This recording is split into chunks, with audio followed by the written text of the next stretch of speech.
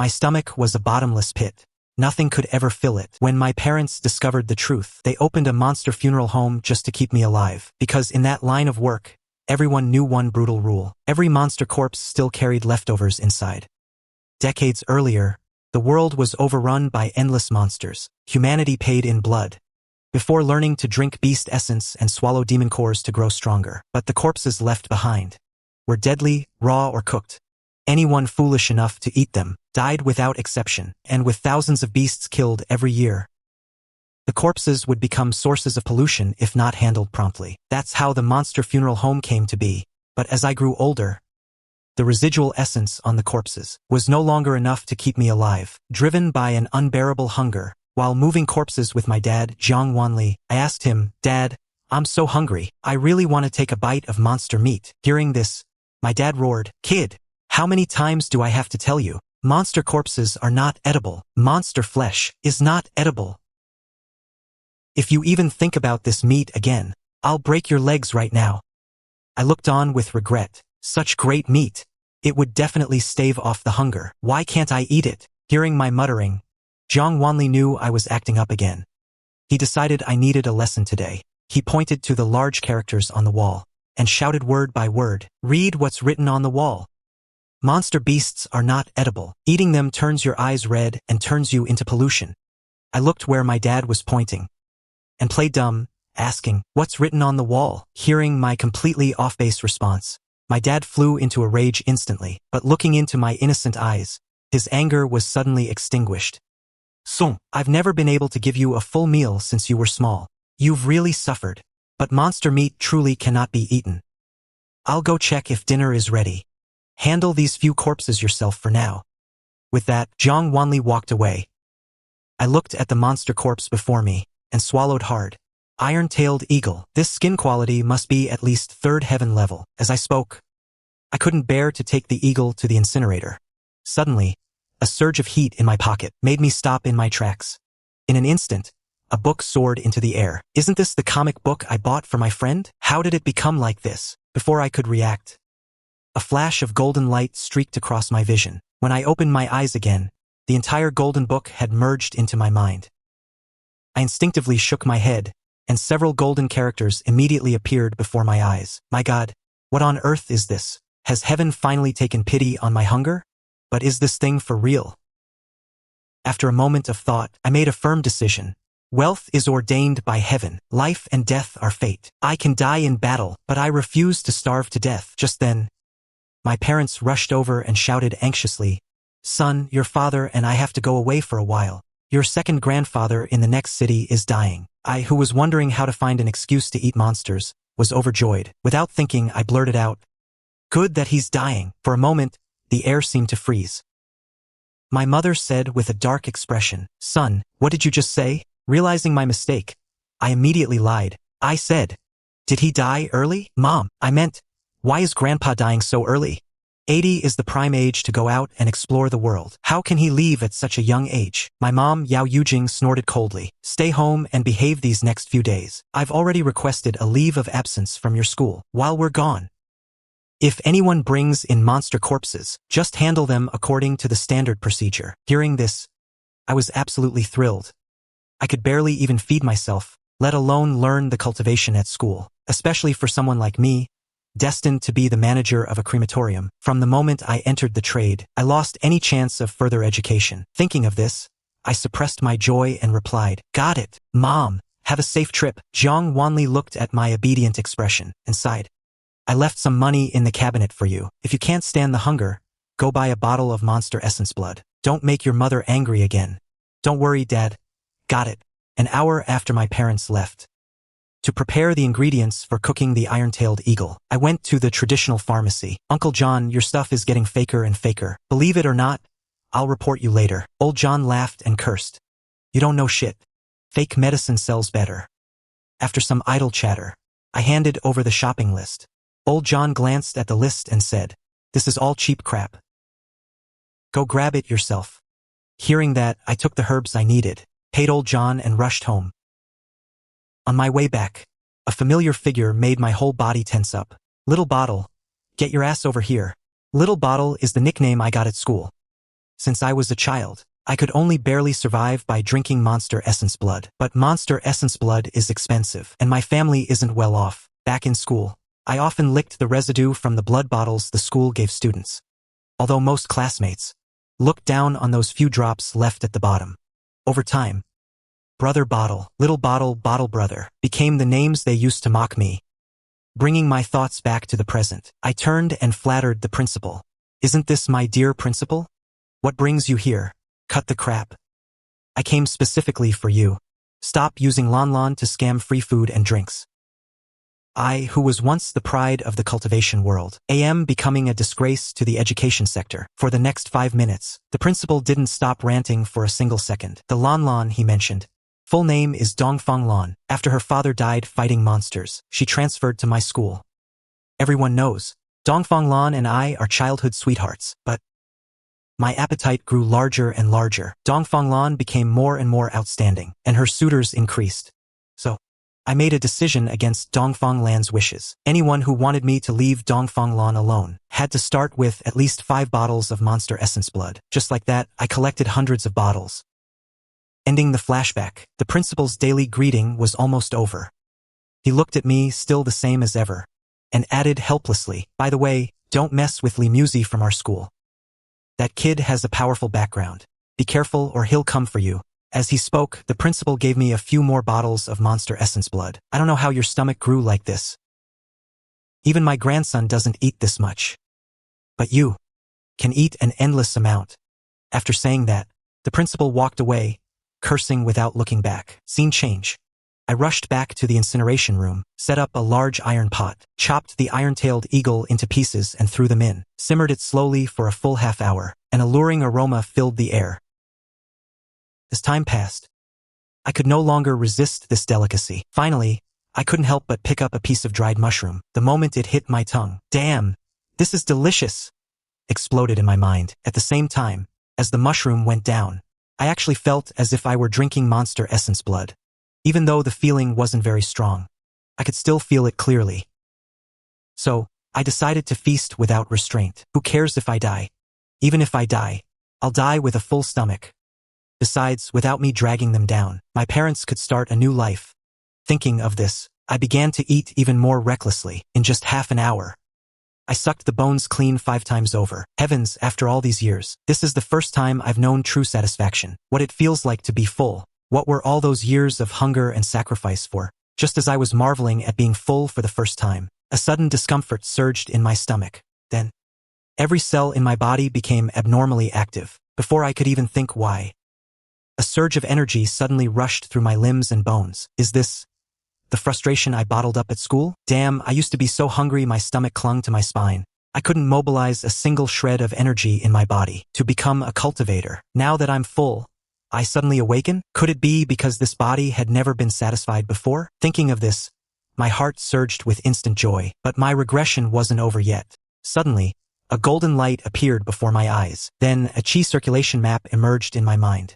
I was filled with disbelief. Wasn't it said that you only have a chance to gain skills by swallowing monster cores? How did I get one just by eating a monster corpse? No time to overthink. I quickly mobilized my body, the chi within every limb and bone, guiding its flow according to the cultivation method issued by the school. Half an hour later, I felt an overwhelming sense of refreshment throughout my body. I snapped my eyes open and exclaimed, "Finally, I've reached the first heaven of the cultivator realm." Ha ha ha. Scene change. The time was now 2 o'clock. The truck for monster corpse disposal arrived on time. "Jiang Wan, come out and receive the monster corpses." Hearing this, I rushed to the door. "Uncle Nyo, my parents aren't home. They've gone back to offer their condolences." "I see. Then I'll send these corpses to another crematorium for disposal." "Uncle Nyo, don't. I practiced this with my dad. I've been helping with the burning for years. I know exactly how to handle these corpses. Just help me move them inside." "You sure? This is an 8th heaven howling moondog killed just last night. You're sure you can handle it?" "Don't worry, Uncle Nyo. Alright kid, be careful." After saying that, Uncle Nyo ordered the young men behind him to start unloading. Then, seeing that no one was watching, Uncle Nyo whispered to me, "Bingzi, these corpses were accidentally killed by the superiors. They weren't very thorough when extracting the essence blood." "Got it, thanks uncle. I know what's going on." Uncle Nyo smiled seeing my expression. By the way, the city hasn't been very peaceful lately. Occasionally, monsters sneak in. Don't wander around aimlessly at night. Okay, got it. Also, someone will come for an inspection in 3 days. Don't be lazy, kid. 3 days is the deadline for decontamination. You can count on me for that. I guarantee everything will be processed within 3 days. Scene change. Uncle Nyo and the others had already left. I looked at that 8th heaven howling moondog. I couldn't help but start drooling. The moment I approached the howling moondog, the little yellow, in my head, ah damn, that's not right. The little golden book in my mind flipped to a brand new page. 8th heaven howling moondog, a mere low-level demon. Meat quality, average. Tough meat, too many bones. Consuming it helps supplement physical strength. Taste, average. Pair with a secret aged broth. Pinch of chili. To create the base, slice it thin and dip it in. Even better with the secret dipping sauce. Secret dipping sauce recipe. Note, can slightly increase strength and marginally enhance kidney function. Increases satiety. Review. I really don't eat dogs. I strategically ignored the review. This book is quite the tsundere. Even at the 8th heaven, it's still not good enough for its taste. Dog meat hot pot. I heard that back in the Harmonious Society, ordinary people didn't dare eat dog meat. They'd be attacked by activists. I'm glad I don't live in that era. Getting attacked just for eating meat. Hiss. Truly terrifying. I placed the monster corpse on the steel rack, rubbed my stomach. Hungry again, set up the pot and boiled the water. Threw in some dried tangerine peel. The aroma of meat filled the air. So satisfying. Noon and night, I spent my time eliminating iron-tail eagles. Once the last one was dealt with, the whole world seemed more beautiful. Feeling the change in the chi within my body, I gasped in shock. I've actually reached the 2nd heaven, and I only ate 3 of them. What shocked me most was the change in my claws. Before, they could only leave scratches on pebbles. Now, they can pierce through like a knife through tofu. My claws have reached at least the small success level. According to the book, most people need to swallow at least 10 monster cores and practice diligently to reach this stage. But I reached this level just by eating 3 iron-tail eagles. At this moment, I feel that my future is incredibly bright. For 7 days straight, this is how I spent my days. Simple and happy. Being full is happiness. Parents aren't home yet. Lately, the grade of demon corpses I've eaten has been rising. In just 7 days, my cultivation reached the terrifying 7th heaven. Sharp claws have reached great completion, far exceeding the ordinary level. Natural stage skills can now target beasts below the spirit realm and deal damage. Even though my cultivation hasn't entered the spirit realm yet. Nightfall, I finished eating the demon corpse as usual. In the middle of cultivation, suddenly, I sensed movement at the door, frowning. Who would come at this hour? Exactly midnight, walking into the living room, taking a steel knife from the cabinet. This is my old man's treasure. Normal people don't visit a crematorium this late. Putting on my shoes, watching the door. My nose twitched slightly. I sniffed hard. My expression changed. A demon beast. There's actually a demon beast inside the walls. This is highly unusual. The outskirts are still within the walls. A demon beast appearing out of nowhere. Just doesn't make sense. Thinking about what Uncle Nyo said these past few days, I seem to have realized something. Could there be a spatial rift near the crematorium? I was startled by my own thought. The 3 cities strictly control spatial rifts, especially the wild ones. I sniffed again. There's a demon beast outside the door. Cultivation is roughly the 5th heaven. This is an ability I gained from eating the howling moondog. Great completion level smell. Able to detect danger within a 100-meter radius. Even estimate cultivation levels. My eyes flickered. Conflicted. Should I report it to the city defense force or, in the past, my first instinct would have been to report it. But now I'm hesitating. With a lethal weapon in hand, the urge to kill rises. I am now at the 7th heaven. Sharp claws at great completion. The hot blood of youth is burning. Why not take a gamble? What if I get something good? The spirit realm. That's the spirit realm we're talking about. Suddenly, I made my decision. Who would complain about being too strong? Let's do it. I'll test the waters with this beast outside first. Sniffing the air. Holding the steel knife, suddenly flinging the door open. But the moment I saw the beast, I gave up on using the knife. A rat, a giant rat. Not even smaller than me. Baring its fangs, as violent as a wild boar, its bloodshot eyes glared at me. Drool dripping from its mouth was clearly visible. Clearly it was starving. I took a deep breath. I beckoned the rat with a finger. A smile played on my lips. Come here, whether provoked or truly hungry. The rat lunged forward. I stared at it intensely. The textbook said, "Don't be afraid when facing demon beasts. If it's fierce, you must be fiercer than it to survive. Besides, my cultivation can suppress it." The moment it leaped, A sharp light flashed in my eyes, seizing the opportunity. Sharp claws, channeling energy, mobilizing power, dodging. My right hand slammed down hard. With just one swift move, the rat began to convulse. I saw 5 finger holes in its spine. I smiled, laughed out loud. A mere rodent dares to challenge me. Lord Jiang Ping, this is your fate. Pure adolescent arrogance. But then, my legs went weak. Damn it, used too much force. Took a full minute to recover. Dragging my body into the incineration room. First, I'll dismember it to see if there's a demon core. As expected, a green demon core the size of a mung bean appeared. It smelled fishy and foul. I really didn't want to eat it. Put it in a bottle for storage. Keep it to trade for money and pay debts. Bottling the essence blood. I have plenty of empty bottles at home. Then I threw the corpse into the incinerator. The flames ignited, shoveling in some fuel. I closed the door, searching outside for spatial rifts. Encountered quite a few earth moles on the way. I used them all for practice. My control over the sharp claw grew more profound. I've gained a feel for how much strength to use. None of these earth moles exceeded the 6th heaven. It made me excited. The level of monsters emerging from the rift represents their danger. Those coming out now are all 5th or 6th heaven, meaning the rift's peak likely doesn't exceed the 9th heaven. Some have studied this. Behind the rifts are fragmented regions. Could be continents, lakes, or oceans. The monster strength is limited, but the treasures are limitless. Some found high-grade treasures in low-level rifts, instantly becoming geniuses. More thrilling than winning the lottery. Racing ahead, less than a kilometer from home, I spotted a shimmering silver rift. Like a vertical eye. Without hesitation, I charged in. After I entered, the rift's light suddenly dimmed. Meanwhile, the South City Guard triggered an alarm. Energy fluctuations detected in the South City outskirts. Nearby squads, handle it immediately. Note, energy level is low. Those above Spirit Realm, continue your hunting missions. Rookie squads move to support. After a flash of light, my feet touched the ground again. I opened my eyes, looking around. The steel blade on my back shimmered silver in the gloom. So this is inside the rift. 2 deep paths split left and right. They looked identical, both dense with jungle, but I sensed danger within. Sniffing the air, at least a dozen earth moles to the left. Cultivation 5th heaven or above. Fewer to the right, 7 or 8, with similar cultivation. Which path to take was obvious. At this moment, I'm incredibly grateful for the scent from the howling moon dog. Otherwise, I'd be clueless on how to choose. I stepped onto the right path. Just as I entered, 7 or 8 red-eyed earth moles charged. I didn't panic at all. Through my training, I'm no longer a rookie. I know how to fight. Sharp claw, palm as a blade, palm as an edge, palm as a blade, shifting my body, dodging and counterattacking. The earth moles couldn't last a single round. All fell within 10 seconds. Each had 5 finger-sized blood holes in its head. TSK, I feel like I'm bullying them. I'm 7th heaven. My sharp claw is perfected. It's a complete slaughter. A perfected skill. Should be standard for the spirit realm, but I obtained it simply by eating. What's even more insane is that I have perfected smell. Predicting the enemy's move. These earth moles couldn't even manage a sneak attack. Talk about bullying.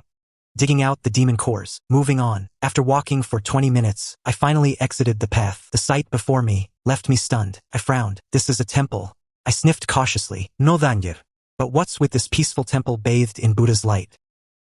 Yong! The bell sound was distant and hollow. A young novice monk stepped out of the temple gate. Smiling, wearing ornate robes, he walked toward me. This humble monk greets the benefactor. I am Liaochun, greetings. The abbot invites you inside for a chat. This was my first time in a rift. I had no idea what to expect. I thought I'd be fighting monsters. What is going on now?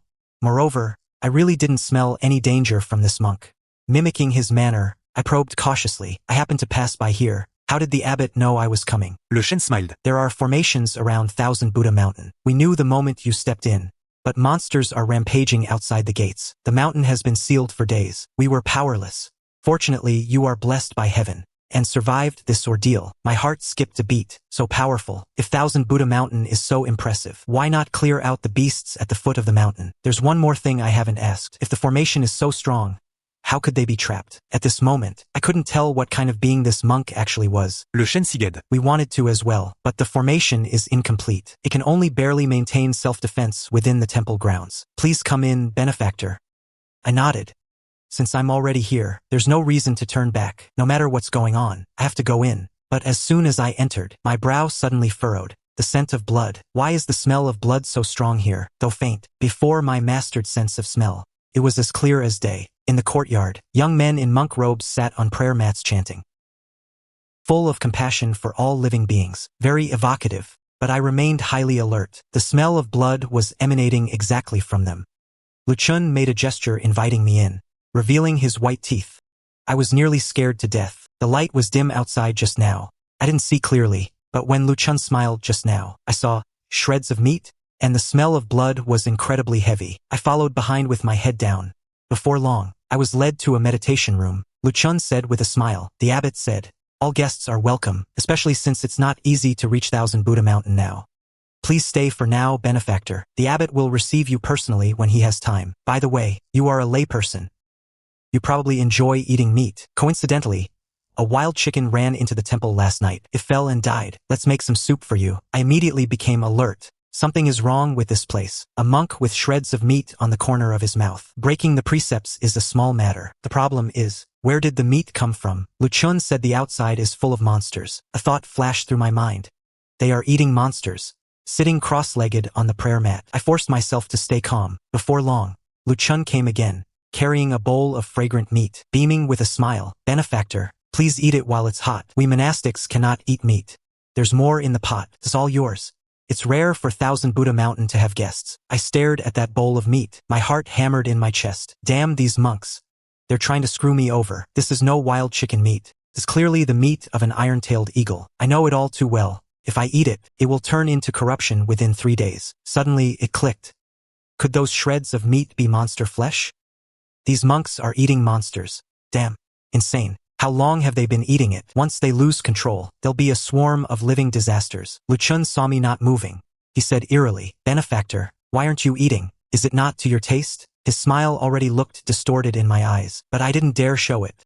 I let out a laugh. "It's not that it's not to my taste. It's just that your method isn't quite right." His expression froze. "What do you mean, benefactor? You don't want to eat?" The air suddenly turned ice cold. This guy is at least 9th realm. I suppressed my terror. "You're all monks. How could you possibly know how to cook meat? Where is the kitchen? Let me show you what I can do." I took the broth and walked out. He froze. The aura of danger slowly dissipated. "Oh, then I shall see the benefactor's skill." In the kitchen, a pot of iron-tail eagle was bubbling away. I cursed them 1,000 times in my head. They're really trying to screw me over. "Master Liaochen, this involves a secret recipe. Please step outside." He smiled. "Very well." The door closed. I sneered. I took out the medicinal herbs and recooked the dish. Damn it. Didn't expect that, did you? This young master has his tricks. The aroma soon wafted out. I opened the door to test the waters. "Master Liaochen, want some too?" "No, no. Monks cannot eat meat. Please enjoy it yourself, benefactor." "I won't be modest." I started devouring it right there. I was starving, feasting right under his nose. Half an hour later, the whole iron-tail eagle, broth and bones was gone.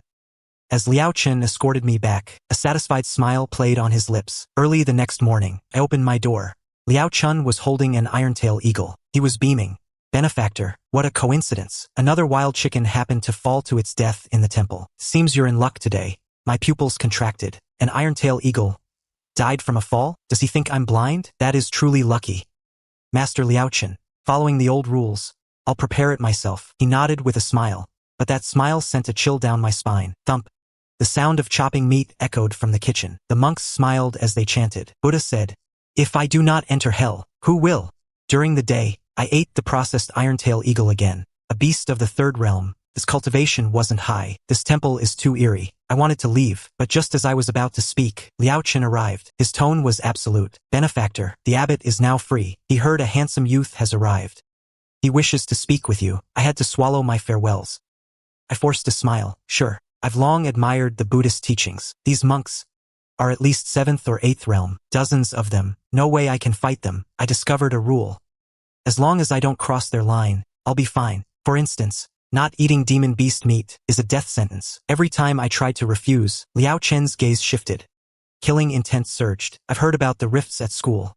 Some are alternate worlds. Some are fragmented spaces. Some are infinite loops. This place is likely the latter. These monks might be souls from a millennium ago, or space-time projections. Taking a deep breath, I knocked on the meditation room door. The sound of the wooden fish stopped. An old monk with snow-white hair, ancient and frail, looked at me with a smile. "Benefactor, you are the youth who arrived last night." I nodded, pretending to be calm. "Yes." He told me to sit. The moment he opened his mouth, my pupils contracted. There are shreds of meat too. This 1000 Buddha mountain, everyone's gone completely insane. The scent of blood hits my nostrils. I fight back the urge to vomit. He asks, "Benefactor, what do you think of my 1000 Buddha mountain?" I flash a grin. "It's wonderful. The food and drink are great. The scenery is beautiful. Compared to the demon-infested wasteland outside, this is undoubtedly a paradise." A flicker of surprise crosses his eyes. "A paradise?" He chuckles. "That's a novel metaphor. Since you like it so much, why not just stay here at 1000 Buddha Mountain?" Though my mountain has declined, its legacy is ancient, and our secret arts are numerous. Which one would you like to learn? My eyes almost pop out of my head. Now the show begins. I've read about this in textbooks. This kind of rift has this specific pattern. These seductive bastards. If you were really that powerful, you wouldn't have been killed by demons, just looping here over and over. These people might be alive, but they could just as easily be dead. It's hard to tell. But to take down this old monk, I agreed after a brief moment of thought. Besides, I can likely pinpoint the coordinates here.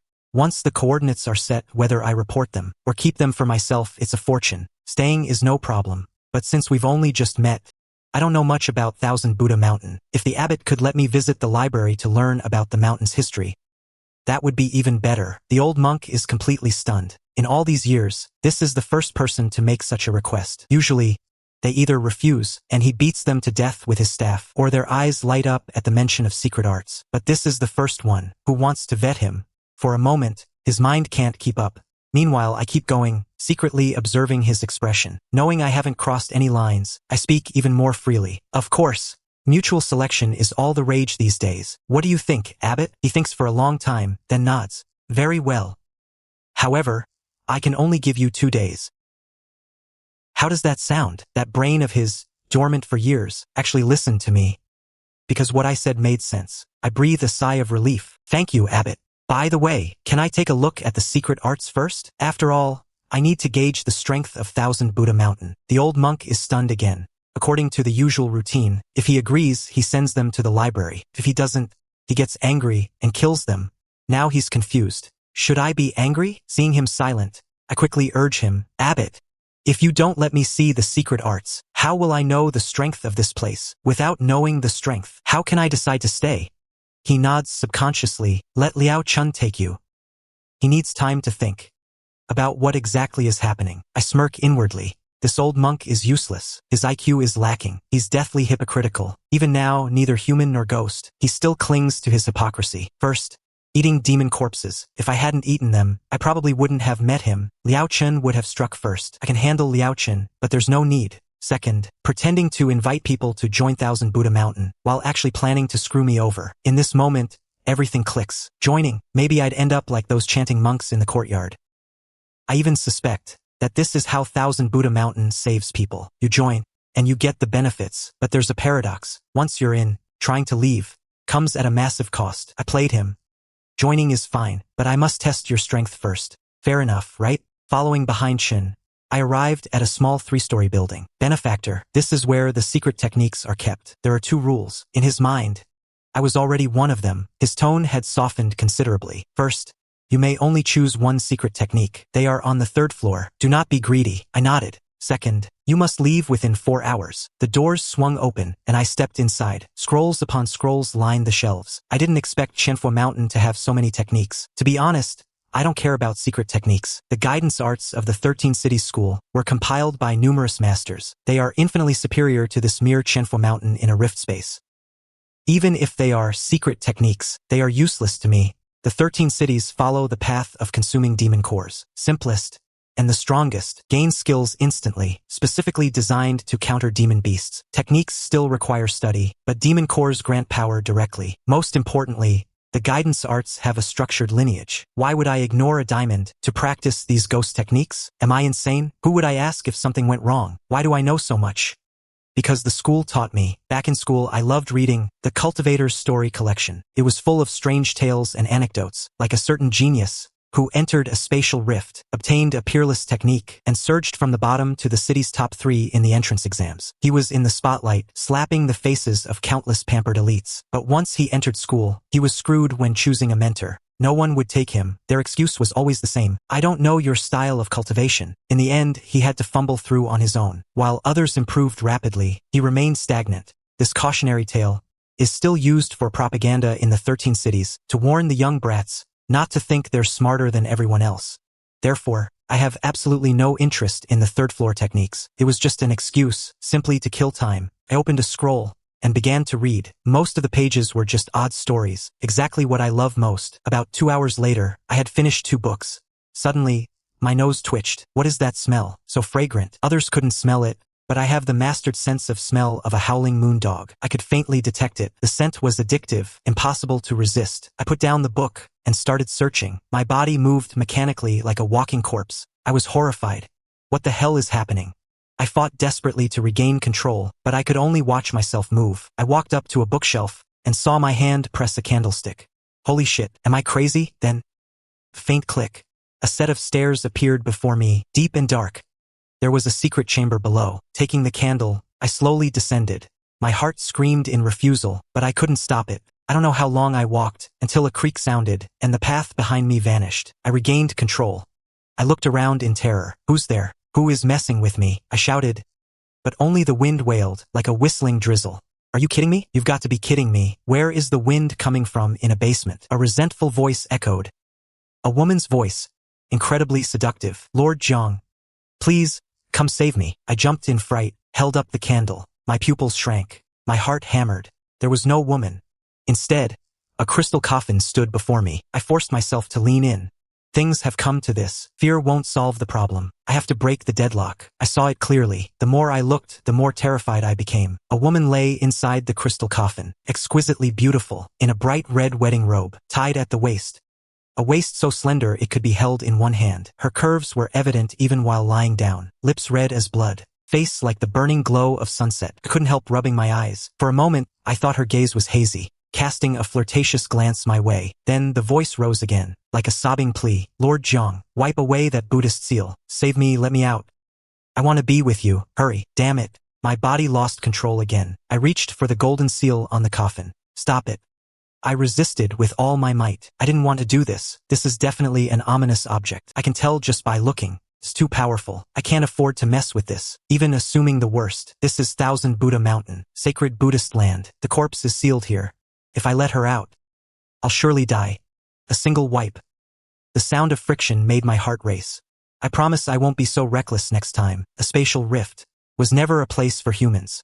Suddenly, everything went black. I lost consciousness. When I woke up, I was back in my room. Liao Chen looked worried. Benefactor, what happened to you? Hearing his voice, I actually felt a sense of relief. I asked tentatively, what's wrong with me? Liao Chen said with a smile, maybe you're malnourished. After 2 hours in the Sutra Pavilion, no matter how I called, you didn't come out, so I went in, only to find you unconscious. But don't worry, drink more wild chicken soup. You'll be fine. I cursed in my heart. Wild chicken. If I were ordinary, he would have killed me by now. Suppressing the thoughts in my mind, I asked tentatively, nothing else? Liao Chen looked at me in confusion. What else are you looking for? I stayed silent, smelling the scent of the chicken soup. The smell is right. It's the pot I cooked myself. Safe to eat. I really was hungry. Setting aside my heavy burdens, eating it sip by sip, and the smile on Liao Chen's face grew wider. Maybe because I fainted. The old monk stopped bothering me. Liao Chen stopped mentioning the secret arts. He actually let me just stay here. Every day he fed me more monsters. The second day was a 7th tier irontail eagle, making my claws reach the perfection level. The third day was actually a 9th tier irontail eagle, giving me another skill. Eagle Eye, dynamic vision, support ability, the irontail eagle's ultimate hunting method, and my cultivation began to climb from the 7th tier. Reaching the 9th tier, 3 irontail eagles a day. It's hard not to progress, but my heart grew heavier and heavier. Because as I ate more irontail eagles, I could see a strange atmosphere permeating the temple. Restless, including the way Liao Chen looked at me had changed. At night, I honed my skills in the room. Sans signe danger approaching. I could only strengthen myself. However, this rift wouldn't exceed the spirit realm. Put my mind at ease. Me at the 9th heaven. At worst, I'll fight my way out. In the old monk's room, the lights were dim, the candlelight flickering. A raspy voice echoed. He hasn't demonized yet. Liao Chen knelt on the ground. Abbot, I saw with my own eyes him eating the demon beast corpses, but for some reason, he shows no signs of demonization at all. Suddenly, the candle flickered. Impossible. Without the secret formula of Thousand Buddha Mountain, how could he resist demonization? Are you lying to me? In an instant, Liaochen was violently yanked up, his throat gripped tight. Liaochen looked into those eyes filled with brutality, and cried out in despair, "Abbot! I wouldn't dare, I would never dare lie to you. Your disciple truly saw him eating them." The old abbot scrutinized him. "Prepare the iron-tailed eagle of the ninth heaven tomorrow.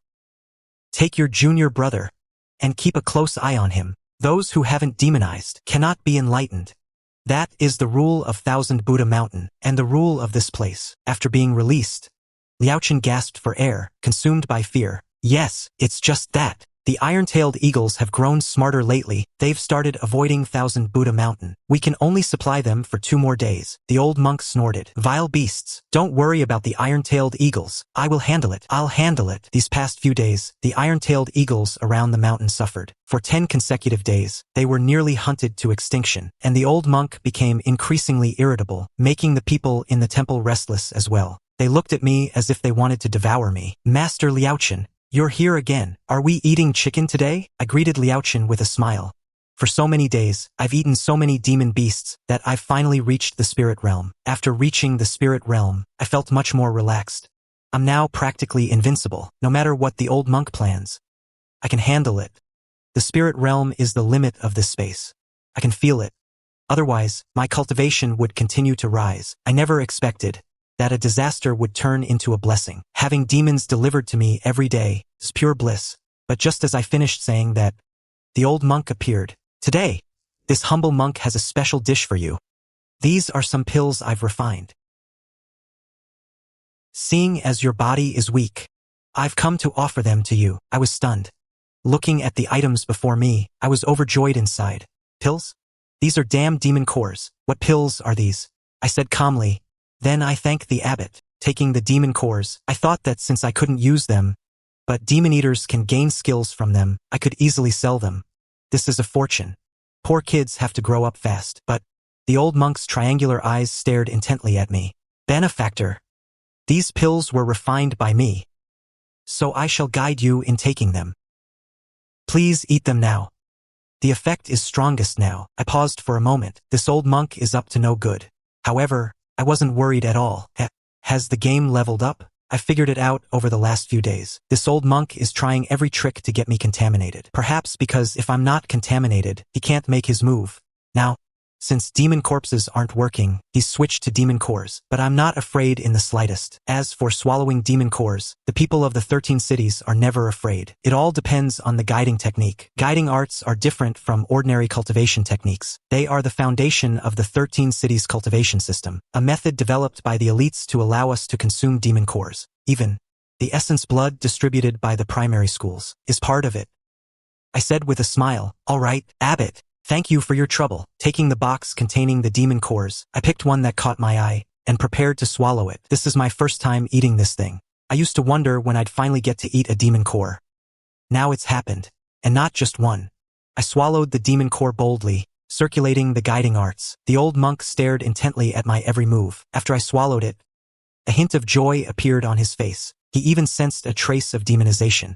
But immediately after, that trace abruptly vanished. I tasted the essence of the demon core, wondering to myself, others gain skills from swallowing demon cores, but I can get them just by eating demon corpses. So what can a demon core bring? I'm looking forward to it. The moment I touched the demon core, the book in my mind flipped open. Adult Demon Beast Core, 8 Heavens Iron-Tailed Eagle, contains a sliver of demon race bloodline, and a wisp of memory. Consumption method, pair with bitter chicory, and camellia seeds, to fully utilize the demon bloodline and enhance corresponding physical strength. Evaluation, bloodline too sparse, azure blood, better than nothing, azure blood, better than nothing, right? Corresponding physical strength. I almost burst out laughing. This is just too awesome. So swallowing demon cores works for me too. If I follow the recipe in the book, I can even strengthen my body. What's the strongest part of an iron-tailed eagle? The claws, the eyes, and the wings. But I'm human. I have no wings, so I'll ignore that. Claws correspond to hands, and the eyes go without saying. In other words,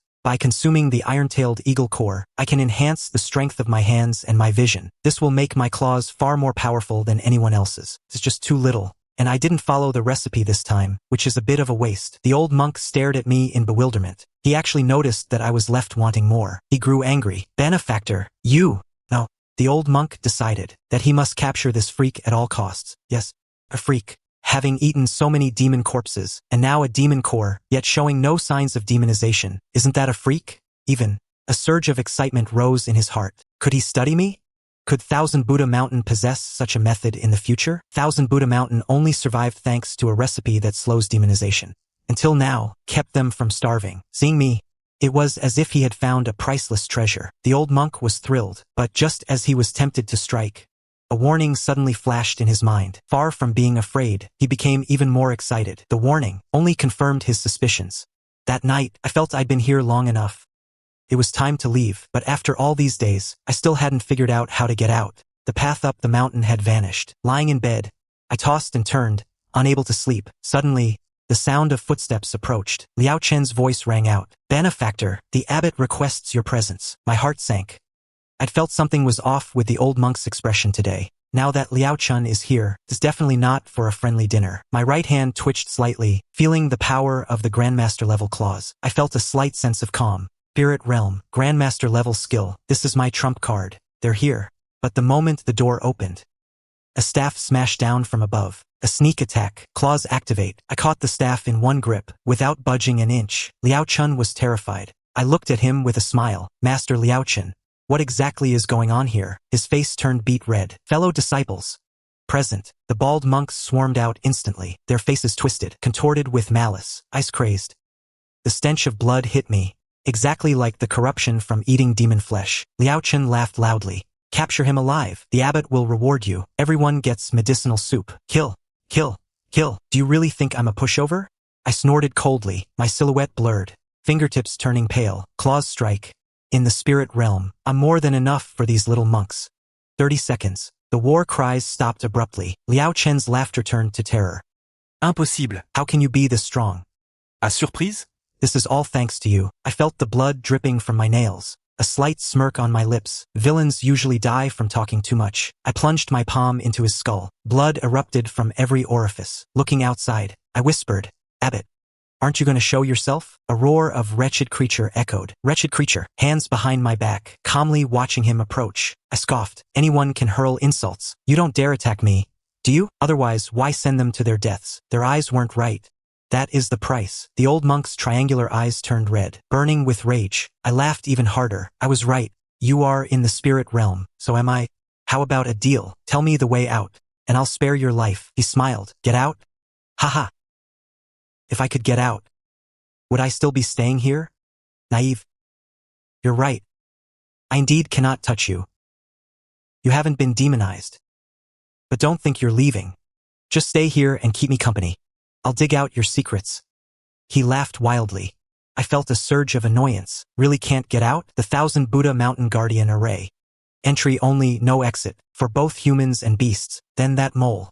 And the Iron-tail Eagle, where did they come from? I raised them. The disciples can't leave either. Want to survive? Then you must eat demon beasts. To eat demon beasts, you need a secret formula to stop the demonization. He thinks I can't escape, so he just spilled everything. I understand. Just as I suspected. Only one extra ingredient. Then why keep me alive? He stared at the corpse, with a creepy smile. The formula requires the flesh of the youngest disciple. 1 spoonful a day, to keep from going insane. This place is called Thousand Buddha Mountain. You didn't expect this, did you? Goosebumps broke out all over my body. You mean 3,814 people, and only a few are left? He looked smug. Smart. My stomach churned. This isn't a temple. It's a purgatory, so you're not getting out. I stared at his arrogant face, burning with rage. Now all the disciples are dead. What will you use to refine medicine? I'm not afraid to eat demon beasts. Let's just wait it out. See who dies first. He laughed until tears fell. Only I remain. These corpses are enough to sustain me for over a decade. And you? Once you're dead, your physique will be mine. His eyes were filled with greed. I spat. Eat me? You think you're capable enough? Suddenly, I chuckled. He felt a chill down his spine. What are you laughing at? I didn't answer. I walked to a corner of the room, tore down the curtain, and lit a fire. Flames soared toward the sky. I said softly, "If I burn all these corpses, how many days can you last?" He flew into a rage, roaring, "You dare!" With a thunderous shout, my hand shook, and the lighter hit the floor. Boom! The bed curtains and candles ignited, the fire spreading rapidly. He went mad. These were all his resources. The monk's hideous face softened in the fire, as if Buddhist chants were echoing, but all he could do was roar. "You're seeking death. How dare you?" I shrugged, looking completely innocent. "Old monk, you yelled too loud," and my hand slipped. He lunged, leaping forward in one step, fingers turning white, nails gleaming. A chill ran through me, a perfected eagle claw. I gasped. Just how many demon cores did he eat? But I wasn't afraid. "I am Jiang Ping, Bottle Brother, a spirit realm master." "Old monk, take this palm strike." He dodged with a flicker, shifting one step to the left. I noted his weakness. He lacked speed skills. He grabbed with all his might, felt a bit soft. I looked up and almost vomited. The skin of his arm had been ripped off, revealing countless sharp claws. "Heavens, you're playing Biohazard?" He grinned savagely, blood staining his teeth. Biohazard? "I don't know that, but to defeat a demon beast, one must first become a demon beast. This hand has slain countless iron-tailed eagles. Today, you are blessed." "Cursed? Blessed?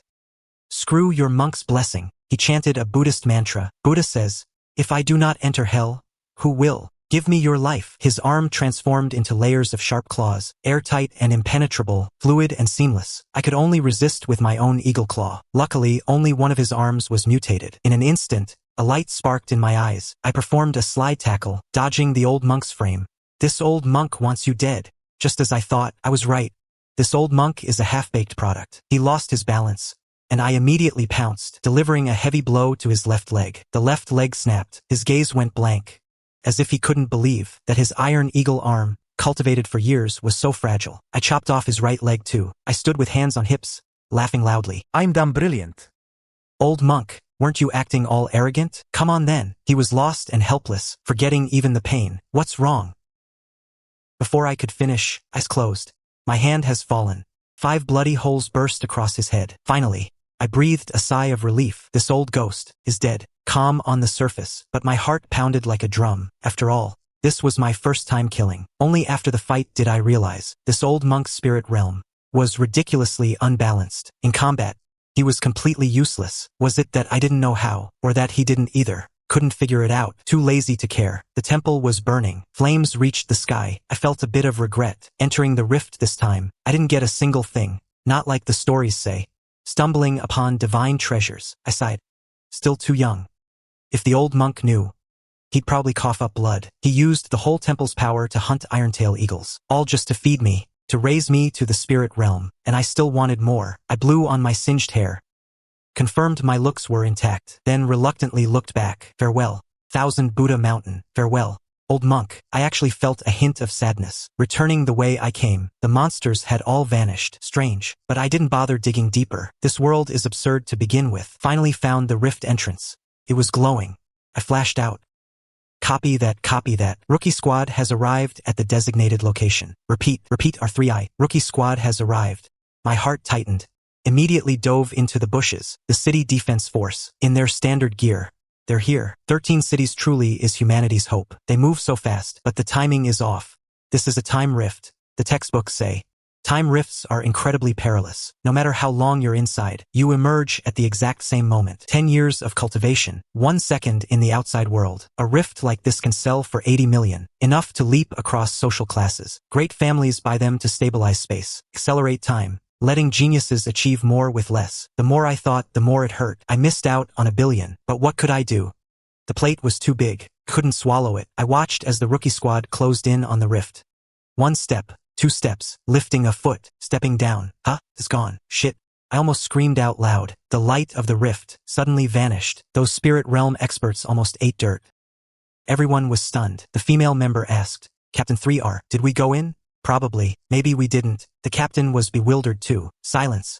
They knew the regulations by heart, but for the first time they doubted themselves. How could a rift just vanish? Like it was playing hide and seek. Maybe. Report it. The captain nodded. I almost laughed my head off in the bushes, clamping my hand over my mouth. This is fucking hilarious. Just now I was depressed over missing $1 billion. Now I see that no one gets it. Satisfying, like eating a popsicle in the dead of summer. Immoral, but so satisfying. A few minutes later, the squad withdrew. I waited a bit longer, before quietly slipping out, dusted myself off, and headed home. That night, I slept soundly. No matter how chaotic it was outside, as long as I was home, it felt like two different worlds. Ordinary people will never know that some carry heavy burdens in the dark. Dawn broke. I stretched, feeling refreshed, and headed straight for the incinerator. There's still some 8 heavens howling moondog meat, perfect for breakfast. Set up the pot, heat the oil. Time to eat. Rubbing my round belly, I felt completely satisfied. Now this is what I call living. Full stomach. Pure bliss. But before I could dwell on it, I quickly cleaned up the pots and pans, putting everything back in place. My parents are coming back. The 1-week deadline is up. Just in time. I should go back to school for my cultivation makeup classes. I used to not understand a thing, so I just slept whenever I could. Now it's different. I can't afford a private tutor, but I've got a face people recognize. From the principal to the cleaners, everyone knows who I am. Asking for a bit of knowledge is no big deal. While washing up, I frowned. When did this happen? Who did this to me? A red dot appeared on my left wrist, about the size of a beauty mark. I touched it. No pain, no itch. It wasn't there before. Is it a side effect of that book? Or am I sick? I heard men with messy private lives get a certain disease, but the location is wrong. I muttered for a while, but had no clue, so I just let it go. Just as I finished packing, the door lock clicked. Click. Dad. Mom. Oh, my dear mother. I missed you so much. I rushed out with a little run. My mother, Yao Yujing. You little brat. Looking for trouble again, aren't you? Jiang Wanli looked at me in surprise. Son, you look quite spirited. In the past, I never had enough to eat. How could I look healthy? These past 7 days I've overeaten, so naturally I'm glowing. But I was afraid. Afraid they wouldn't be able to handle it. I haven't changed much, right? Yao Yujing eyed me suspiciously. I couldn't stand that gaze. An honest young man wouldn't lie. I grabbed my bag and bolted. As I left, I shouted, I'm going to school to study. I've skipped too many classes. Jiang Wanli was stunned. Honey, is this really our son? He's actually afraid of skipping class? I took a detour to avoid the street where the Dongfanglan family lives. Reaching the school gates, I rubbed my eyes. A childish voice called out, Brother Bottle, you broke your word. Where's the book you promised? It's been 7 days. Do you know how I've spent these 7 days? I slapped my forehead. Crap, I forgot. My reputation for honesty is about to be ruined. The one who stood him up was that little brother, Sanshao. The book had long since become a cookbook. I was caught off guard. Then a thought struck me. Pretend I didn't hear him. I'll make it up after school. I stepped through the school gates. Behind me, the little sprout was almost in tears. Brother Bottle. Me. Look at me. He came hopping after me, but was stopped by the security guard. Hey kid, what are you doing here? This is no place for a child. He sniffled. I'm Sanjiao's Lele. It's just a school for practitioners, right? What's the big deal? Sooner or later, I'll be coming here too. The guard gives a forced smile. Little student, I believe you. Lele rolls her eyes. Who are you? Do I even need your belief? The figure had already vanished. Wow, Brother Bottle. The guard is stunned. I hide in the corner, breathing a sigh of relief. Suddenly, a hand hits my shoulder. Chased all the way to school by a primary student. You've really outdone yourself. My body freezes. I immediately grin, showing off every tooth I have. Look. Am I losing my baby teeth again? My teeth have been hurting lately. She stands there in the wind, dressed in black martial arts gear, her hair tied in a high ponytail, breathtakingly beautiful, a blade gripped in her left hand. The scabbard is made of demon beast hide, half drawn from the sheath. Jiang Ping, believe me, I'll slice you open. It's not the first time I've tricked her for essence blood. I quickly grab her wrist. An awkward laugh. Lan, it's really not my fault. That guy is just too naive. If he doesn't learn how cruel the world is, how will he survive after graduation? She continues to draw the blade, but then she's startled. Your grip is stronger than mine today. She wonders if she skipped a meal. Then aren't you afraid I'll lose my grip on the hilt? Before she could answer, my savior arrives. A furious roar from behind. Jiang Ping, let go of Lanlin's hand. Get your filthy paws off her. I turn around, almost bursting into laughter. Li Zimu. I turn back with a sweet smile. Fellow student Li Zimu, didn't your teachers teach you manners? He's absolutely livid. The prestigious heir of the Li family had his essence blood tricked away by me and took a brutal beating from his own sister. He's been simmering in rage for a week. He thought he'd settle the score the next day. I'm just a useless waste who can't cultivate. He even fantasized about me kneeling and begging for mercy. But the next day, I took a leave of absence for 7 whole days. If not for his pride as a young master, he would have come to my door to demand payment. He kept it professional. That's the only reason he held back. Now, Seeing me holding his crush's hand first thing in the morning, he can't take it anymore. He roars, Jiang Ping, if you've got the guts, stop the tricks. Let's settle this one-on-one. The surrounding students crowd around. Flat-lying bro, the genius, the young master. This lineup is enough for a 30-episode soap opera. Seeing the crowd, he becomes even more smug. The more witnesses, the more satisfying it will be, just as he thinks victory is certain. A cold, distant female voice rings out. Student Li Zimu. Who exactly did you call dog paws? Gasp. The crowd erupts. Whoa, Senior Lan Lan is snapping. Is the young master an idiot? Everyone knows Lan Lan actually hits Brother Bottle. And her feelings for him are real too. Last time some thugs bullied Brother Bottle, Lan Lan beat them until their teeth were scattered on the ground. She's probably almost at the spirit realm. The spirit realm? Li Zimu is enraged. Why? But looking at the girl before him, he suppresses his rage. Move. This is between me and Jiang Ping. Her eyes turn ice cold. She pulls me behind her in one swift motion. She draws her blade, pointing it straight at Li Zimu. Whatever concerns Jiang Ping concerns me. Want your essence blood back? Keep dreaming. If you're too stupid to keep it, who are you blaming? Boom! He's struck as if by lightning. He can't believe it. His crush is actually standing up for a useless waste. Blood rushes to his head. He screams. Why? He turned and started screaming at me. Jiang Ping, are you even a man? Only knowing how to hide behind a woman. What kind of man are you? I smiled. A question like this, I didn't feel it was worth explaining. I just pointed to Xiao Huang. You explain it to young Master Li. He gulped down his rap in a few bites. He stepped forward. He gestured to the crowd. The crowd booed. He didn't care. He said smugly, young Master Li, you're an outsider, right? You don't know the rules of Nanxing. Li Zimu blurted out. What rules? Xiao Huang said slowly. Bottle Brother belongs to all of us. We have to protect him. Today, don't tell me you're a young master. And don't mention any big shots. In Nanxing, you can't touch Bottle Brother. If you dare touch a single hair on his head, I, Xiao Huang, will lead the whole school to beat you. Believe it? Suddenly, Li Zimu panika. hundreds of people suddenly stood behind Dongfang Lan. Some held weapons. Some pulled out hard objects. They all blocked the way between Li Zimu and me. This display terrified Li Zimu, making him retreat repeatedly. Only one thought remained in his mind. Impossible. On what grounds? I've asked around. He's just a waste who can't cultivate. Why are you all helping him? And you, Dongfang Lan? What's wrong with me? You look down on me. All of you are blind. Xiao Huang laughed so hard he couldn't stand straight. Young Master Li, the news you gathered. Who did you get it from? Li Zimu's eyes widened. You're all plotting to trick me? I'm no fool. Of course I understand. Li Zimu paid students for information. But if I've always been protected, what could he possibly know? I watched this scene, feeling smug yet touched, but I couldn't watch any longer. While I was still dazed, he knew it was time to end this, but just as he was about to step forward, a sinister voice rang out. Not doing morning exercises so early, gathering here instead.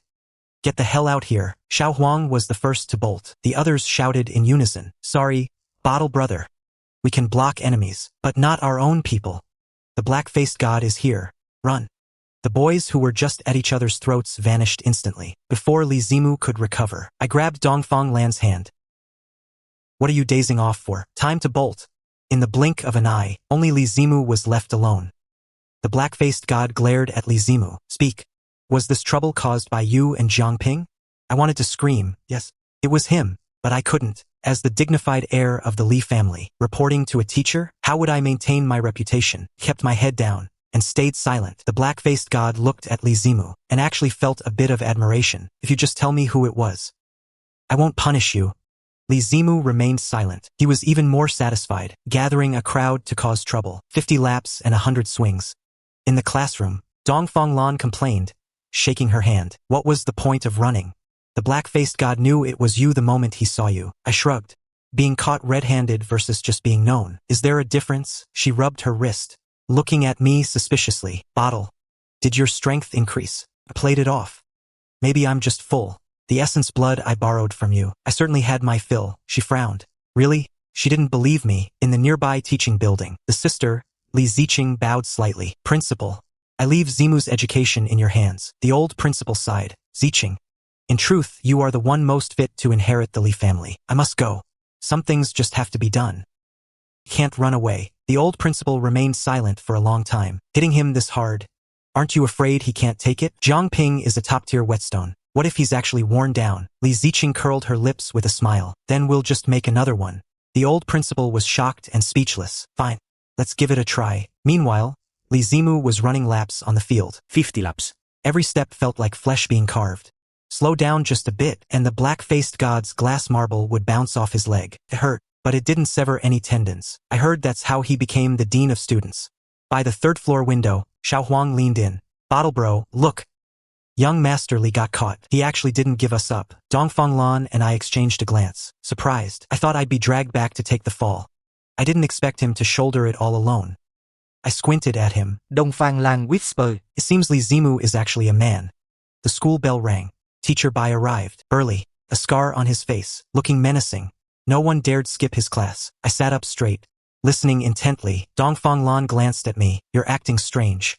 First time I've seen you pay attention since elementary school. I waved her off. Don't disturb me. She was infuriated and poked me hard with her pen.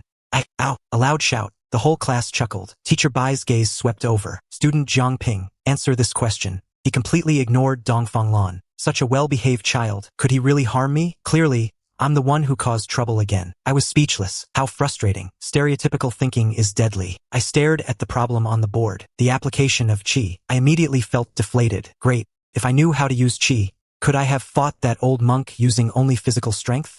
I knew explaining was useless. Just look at everyone's expressions. Teacher Bai, just be direct. How do you want to punish me? Ha ha ha. Everyone burst out laughing. Even Teacher Bai's face twitched. This kid. Too honest. Teacher Bai pointed to the back row. I understood immediately and quickly scurried over. The old routine. But this time, I brought my notebook and pen. Teacher Bai continued the lecture. He'd seen plenty of these little interludes. Students, pay attention. This year is your period of rapid growth. Most of you will try to break through to the spirit realm. Whether you succeed is the key to getting into the top academies. Be serious. To spark your fighting spirit, I'll make an exception and explain the spirit realm's use of qi. After saying that, he wrote on the blackboard, spirit realm and qi. Then he looked at Dongfang Lan, an encouraging look. Everyone understood instantly. Dongfang Lan is about to break through. Some were envious, some were surprised. No one found it strange. That's how geniuses are. The use of qi is the spirit realm's most important weapon. A spirit realm practitioner who can't use qi is like a child holding a blade, intimidating but fragile. Today we start with skill structure, how to apply qi during exertion. First, the Azure Wolf's wind chase slash. Dongfang Lan was mesmerized. She was currently digesting the Azure Wolf's inner core. Teacher Bai was clearly aware. Those who didn't understand still expanded their horizons. Teacher Bai lectured with passion. Dongfang Lan filled several pages of notes. Just as it was ending, I couldn't help but raise my hand, looking at Teacher Bai longingly. Teacher, I have a question. How do you use the iron-tailed eagle's claws? Everyone turns around. The teacher teases. Oh, so Pingzi actually wants to learn for once. This is way out of your league. You should focus on how to stay out of trouble first. This is how we get along. Like treating a disabled person. The more you care, the more miserable he feels. A true friend will invite you to play soccer and make you the goalkeeper. They don't treat you like a cripple, nor do they treat you like a human. So no one avoids the fact that I can't cultivate. Everyone is quite open about it. The classmates join in the teasing. Exactly. Brother Pingzi, you should focus on how to get a full stomach. The spirit realm is too far from you. Hee. Brother Pingzi, stop messing around. We're not used to you being like this. Haha. We agreed to be slackers together. You can't just betray the team. In the past, I would have snapped back. But now I don't have time. I said irritably, all of you, get lost. I'm having a serious discussion with Teacher Bai. Stop crowding around. This one sentence actually made the whole class lose it. Xiao Huang clutched his stomach and banged the desk, giving a thumbs up. Brother Pingzi, you're truly something else. That was too funny. I got annoyed. These brats really look down on me. Not being able to cultivate for so long, how could I possibly feel okay about it? Who wouldn't want to prove them all wrong? But I know. Words are useless. Better to let the facts speak. I decided to act. My right hand shot out suddenly, unleashing a Grandmaster-level strike at the backboard. Boom! 5 fingers swept across, a faint red light flowing. In an instant, 5 deep holes were ripped into the blackboard. The whole class went silent. Time seemed to stand still. Dongfang Lan covered her mouth. Xiao Huang's eyes widened. Teacher Bai froze in place. That aura just now. That red energy. The spirit realm, he exclaimed in his mind. The moment I raised my hand, it clearly stated, I, Jiang Ping, have reached the spirit realm. Seeing everyone's shock, A slight smirk played on my lips. I put my hands behind my back, scanning the entire class. The blackboard is too fragile. Would you all care to offer your heads for my practice? Pure Chinibyu energy radiating. Tears welled up in Dongfang Lan's eyes. She stood up excitedly. Pingzi, you can cultivate now. Xiao Huang and the others reacted instantly. He rushed over like a madman and hugged me tight. Oh my god, brother Pingzi, you can cultivate. The whole class exploded, forgetting they were still in class. They swarmed around me like crazy. Holy shit, my brother Pingzi can cultivate. Heaven rewards the diligent. Brother Pingzi can cultivate. They surrounded me completely, happier than if they had broken through themselves. Being hoisted into the air, I suddenly felt a sense of emptiness. Shouldn't you all have doubted me first, then questioned me, and then been crushed by me in a 1v1, finally returning under the gaze of thousands? This sudden enthusiasm is actually making me uncomfortable. Suddenly, someone rushed into the hallway and roared, "Great news! Brother Pingzi can cultivate. Everyone, come and see." In an instant, the entire floor was in shock. Heads popped out from every classroom. Jiang Ping, brother Pingzi can cultivate? It was absolute chaos. Countless people crowded outside the classroom, marveling at me as I was tossed up and down. Even the teachers were watching. I wanted to wipe away my past shame, but I ended up becoming everyone's entertainment. Looking at those faces staring at me like I'm a monkey, I silently covered my face. I just wanted to disappear, until Teacher Bai spoke up. "What are you all looking at? Get back to class. Class isn't over yet." "Teacher Lee, is this how you teach your class?" Why did they all run over to our room? The students were terrified. They all snapped to attention. Thud. I was still up in the air. "You bunch of bastards. You damn idiots. I'm still freaking floating up here." I wanted to cry, but no tears came. I was trying to look cool. How did it turn into a circus act? Dongfang Lan squeezed through to support me, tears in her eyes. "Pingzi, you're cured? When did you get better?" Everyone's gaze was pinned on me. I steadied myself with her help. I remember it was a dark and stormy night. I met an old man. He said, "Young man, you are a genius unseen for ages." Everyone looked at me with contempt. PSH. The teacher rapped the board. "Shut up, all of you. Those from other classes, get the hell back to your rooms." The crowd dispersed. I breathed a sigh of relief. Teacher Z looked at me. "Pingzi, come with me. The rest of you self-study. Anyone who speaks will be trained to death tomorrow." The whole class fell dead silent. I knew he would ask. I couldn't hide this anymore. I want to enter the academy. I want resources. I want to cultivate openly. I have to live up to Brother Pingzi. Those 3 words. Silence on the way. Teacher Z suddenly smiled. "To the principal's office. He doesn't believe I'm just cured." Knock, knock, knock. Komein, the old principal, Hair Snow White, was reading war reports from the front line. "Cause trouble again?" He glared at me. I remained calm. I nodded for Teacher Bai to speak. "Jiang Ping can cultivate now. Spirit realm. I can't quite gauge it. You see for yourself." The principal bolted upright. His chair screeched against the floor. "What?" Teacher Bai gestured with his chin. "You tell him," facing the principal's piercing gaze. "I saw you last week. Drank the essence blood you gave me, slept for a bit, and then I was cured. So, where did that essence blood come from? Was there something special about it?" The principal's mouth hung open. "Just like that." I shrugged. "Just like that." I didn't dare tell the truth. That eating monster meat makes you stronger. No one would believe it, but things that can't be explained are more dangerous than being unable to cultivate. The principal pondered, picked up the phone. His voice was solemn. "Hello? That monster essence blood you gave me last time. Where exactly did it come from?" On the other end of the line was the son of his special ops squad. He was a bit confused when he got the call. "Dad?" The old principal hung up, suddenly smiled, pointed at me. "You little brat, you really lucked out. That essence blood was brought by my son in a certain department. A gift for me. I didn't expect it to go to you. I heard it was the essence blood of a beast king. I only just found out myself. If I'd known it was a beast king's, I'd never have given it to you." My eyes widened in shock. I freaking made that up. That essence blood, based on my tongue that's tasted countless essences, wasn't special at all. Teacher Bai was shocked too. "What? Beast King essence blood? You actually gave it to this kid?" "I already told you. I didn't know at the time." The old principal didn't care. Who could have guessed it was the Beast King's essence blood? I should blame my son too, for not being clear about it. He said it was to maintain my health. This kid got a lucky break. He turned to Teacher Bai and said, "Xiao Bai, you did a great job with this. Since we know what happened, go to class. You said this kid put 5 holes in the blackboard? Make him pay for it." I stared at him intently. "Principal, please don't joke around. Our school is so wealthy. Why sweat the small stuff? Besides, I didn't do it on purpose. It's because no one believed me, and they mocked me." The old principal sneered. I believe you even if they don't. Mocking you, who doesn't know you as Bottle Brother? Otherwise, where do you think this shameful title in the Nanjing education circle came from? I immediately deflated. I really couldn't argue with that. That's the price of taking favors. Quietly following behind Teacher Bai, I whispered once we were outside. Teacher Bai, you're not really that petty, are you? Teacher Bai's lips curled. That depends on your performance, kid. Let's go. To the training room.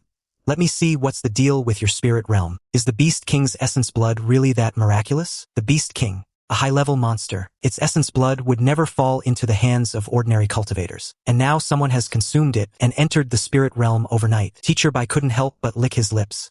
Should I call some old buddies and go hunt a Beast King too? He touched the scar at the corner of his eye. After we left, the smile vanished from the old principal's face. He dialed a private line. Hello, this is Mo Zhengqi. Wang. I don't care how you do it. Lock down the file of one of our students. No access without A-level clearance. The person on the other end was shocked. Teacher. Stop joking. You're asking me to make a mistake. Don't fucking mention mistakes to me, the old principal roared. Did you make fewer mistakes back then? If I hadn't cleaned up your mess, would you even be here today? Why are you acting so high and mighty now? The other side gave a bitter laugh. Teacher. I give in. Tell me what to do. It's your call. Worst case, I'll just quit this job and go to the front lines. The old principal finally smiled. That's more like it. A-level clearance activated. Because there was an issue with my primary school records, the physical exam had 4 words. Absolute zéro physique. Blocking any chi from entering the body, unable to cultivate for a lifetime. But I remember, people with absolute zero physique have incredible minds. The current guidance technique system was created by someone with an absolute zero physique. That person is a god. That's why the old principal favors me. A moment later, the other side replied. Teacher. It's done. If you make me do this again, I'm jumping off a building. The old principal hung up immediately. If you won't do it, plenty of students will. The phone rang again. Hello. His son, wearing a black uniform, looked completely confused. What the hell is this Beast King's essence blood you mentioned? The old principal immediately scolded. Come back here when you have time, then we'll talk. He hung up. This old man is truly old. Combat training room. Teacher Bai watched me test. I excitedly swung my arm. The blood chi on my 5 fingers was thick as veins. Shooting straight at the test stone 10 meters away. A dull thud. The value popped up. Teacher Bai, is this chi projection? Is that how it works? Teacher Bai's mouth dropped wide open. A freak of nature. He didn't even know how to use chi just now. And now he can perform out-of-body chi attacks. 2,000. A monster. 3 times higher than an average spirit realm cultivator. Teacher, do you think I'm a genius? How long did it take you to master this trick? Teacher Bai's lip twitched. He really wanted to slap him to death, but for the sake of his image as a master, he cleared his throat. Jiang Ping, your comprehension speed is quite good among your peers. But compared to your teacher, it's still lacking, especially the principal's son, who mastered it on his own. My eyes widened. I believed him. All right, I'll keep working hard then. Teacher, I read that the color of chi is related to its attribute. Yellow is earth. Red is fire. Is mine the fire attribute? Teacher Bai rubbed his face. Fire my ass. This is blood red. It has nothing to do with fire. I fell silent. Then what is this? Can't be that because I've drunk so much essence blood. It's the blood attribute, right? The textbooks never mentioned it. Teacher Bai thought about it and actually found it plausible. You might be right. I can't figure this one out. Once you enter the academy, maybe someone will know. We stayed in the training room for half a day. I learned spirit realm guidance and claw utilization. Blood-colored armor-like claws rose from the back of my hand. Capable of melee, capable of projection. I stared in a daze. Why does this thing look more and more unconventional? I didn't take it seriously. As for the Howling Moondog's ability, I didn't dare mention it. The origin of the demon core is hard to explain. I can only develop it slowly, but I'm confident. Once you master one, you master all. First, I'll figure out the iron-tailed eagle's claws, then I'll tackle the Howling Moondog. Rubbing my belly, I bid farewell to my teacher. Back in class, cheers and questions were endless. I got annoyed. Stop nagging. Keep it up and I'll jump off the building. Outside the door, Li Zimu was drenched in sweat, staring intently at me. Fine. So you were playing the pig to eat the tiger. Jiang Ping, it's just the spirit realm, isn't it? Give me 20 days, and I will definitely catch up to you and defeat you. He was miserable, yet excited. Good kid. What excuse will you have to refuse me this time? Once I defeat you fairly and squarely, Everything will come back to me. After school, I left early, fearing the questions. There was one more thing to do. The comic books for the little brother of the 3 kids. I can't delay it any longer. Time to go hunting for them. I returned home after dark, nearly 8 p.m. I wouldn't have dared to come back this late before. Now that I'm in the spirit realm, I've grown bolder. putting on my backpack, I suddenly slapped my forehead. I'm so stupid. This young master has cultivation now. If I channel my chi to my feet, this low wall will be a piece of cake. I spat into my palm and rubbed it vigorously. Chi swirled around my legs. I got excited. It actually works. With a sudden burst of force, I shot off the ground like a cannonball, landing steadily inside the courtyard wall. I did it. I really did it this time. This is too much fun. Tiptoeing toward my room, I heard Yao Yujing cough. My dear son, where are you going? I looked up and saw my mother looking kind, but her eyes were red. Clearly, she had been crying. Mom, have you eaten? Yao Yujing almost laughed from frustration. Looking at her sensible son, she couldn't hold it back. Son. Is your illness really gone? Pretending not to care, it's gone. Really gone. The principal told you, right? I gave her a little pat. You brat. You got better and didn't even tell us. If the old principal hadn't told me, how much longer would you have hidden it? He chuckles. I was just afraid of getting my hopes up for nothing. I was also afraid of getting my hopes up for nothing. I was just afraid of getting my hopes up for nothing. Now everything's fine. Our family doesn't have to scrape by anymore. By the way, Mom, I passed by a cosmetic store today. They said it's the latest collection. Give it a try. Pulls a small bottle from the bag. She really wanted to cry, but she couldn't. Her son is too thoughtful, just a bit too mischievous. Wasting money on this. Mother and son talking in the courtyard. The father smokes in silence, listening. The atmosphere is joyful. The illness is gone. They can finally live like a normal family. Only, suddenly looks toward the crematorium, frowns slightly. Pingzi, now that you're cured, what are your plans for the future? Jiang Wanli speaks cautiously. Afraid of triggering some pain in me, I'm quite smart. I understood immediately. That's when I remembered my status. The descendant of the crematorium director. A lowly position in a harmonious society. The college entrance exam requires complex procedures, and there are unwritten rules. Once you take the job, you must serve for 3 generations. Few people volunteer for it. It ruins your health. There's a risk of pollution. It's a job people both love and hate. Love it for the under-the-table money. Hate it for the severe restrictions. It affects future generations. I was so deliriously happy that I forgot about all this. Everyone was imagining a bright future for me, subconsciously ignoring my status. Dad, what do you mean? He hesitates. How about I keep working for now, and I'll find some connections to get you into the academy, without going through the standard exam. Would that work? I didn't want to make it hard for him. I flash a wide, toothy grin. I have no objections. Anything is fine with me. Yao Yujing felt a pang of distress. Her son finally recovered. Yet he still can't attend school normally. It's all because they dragged him down. Maybe we should ask the old principal. Perhaps there's a way. Jiang Wanli's eyes light up. That's right. Hurriedly dials the phone. When he explained the situation, the old principal exploded in rage. Jiang Wanli, you little brat, you think you're a big shot now. I should have beaten you to death back then. There's one thing that you're a failure yourself, but you want to drag Pingzi down with you? Don't even think about it. What's wrong with the crematorium? It's still a contribution to the 13 cities. What you're talking about are just unwritten rules. Who would dare say them out loud? You don't need to worry about this. I have my own arrangements. You useless scoundrel. Where's Xiaojing? Put her on the phone. He's scolded so badly he can't lift his head. Yao Yujing answers the phone nervously. She heard her husband being chewed out, forcing herself to speak. Teacher, this is Xiaojing. I hope your health has been holding up lately. He looks like a primary student who's been caught misbehaving. I can't help but chuckle. The old principal's tone softened. I haven't been angered to death by you people yet. Don't worry about Pingzi. I have my own arrangements. There was a similar case with your senior sister. That child joined the army on the front lines. Eventually, the military recommended him to the academy. Rest assured, I won't let Pingzi's future be wasted while I'm here. I'll mention it to your senior sister later. She was deeply moved. Tears almost spilled over. The old principal huffs. Stop crying. I'm too old to deal with this. Hold it back. She really just let the tears well up, not daring to let them fall. They talked for a while before hanging up. The family looked at each other and smiled. She strokes my head. Pingzi. Person must have a conscience. Your life was given to you by all the people of Nanxing. I must remember this no matter what. I gave a soft hum of agreement. As long as the child is well, that's all that matters. The 3 of us had a feast, a rare occasion. Jiang Wanli let me have some wine. I didn't go to bed until 10 at night. This home, from this day forward, is alive. I lay in bed, head spinning. Although I hadn't eaten monster meat for a day, I wasn't as hungry as I used to be. I guess I'd eaten too much recently.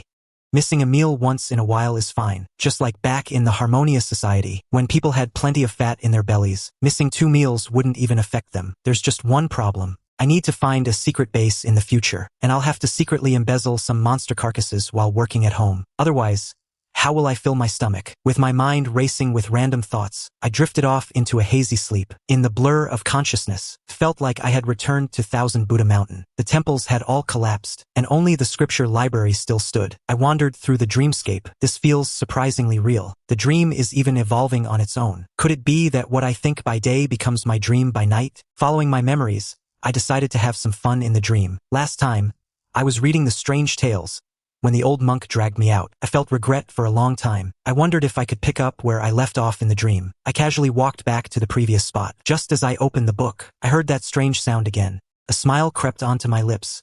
So realistic. Even this is here. Didn't I go into a cave last time and meet a stunningly beautiful woman? I didn't expect it to be in the dream too. Thinking of this, I put down the book, gave a little chuckle, and headed into the cave with familiar ease. I arrived at the underground cavern once more. Once again, I saw the crystal coffin. It was exactly as I had seen it at Thousand Buddha Mountain. That woman was still there, but the seal on her forehead was gone. There was only a breathtakingly beautiful woman in a red wedding dress lying quietly in the crystal coffin. I faintly saw the corners of her mouth curl upward. I was startled. Then I snapped out of it. Damn. Trying to scare me in my own dream? I might fear you in reality, but why would I fear you in a dream? I walked up to her boldly, crouched down, and observed her closely. So real. Even the fine hairs are visible. Are dreams this incredible nowadays? I was utterly shaken. As I looked closer, I couldn't help but marvel at the creator's wonder. How could such a beautiful woman exist in this world? Every single feature was perfectly proportioned. Absolutely flawless. Suddenly, just as I wanted to take a closer look, everything went black. When I woke up, it was because I was starving. I stared blankly at the ceiling. Wasn't I dreaming? Why did I suddenly wake up hungry? I checked the clock. It was already 7 in the morning. What a dream.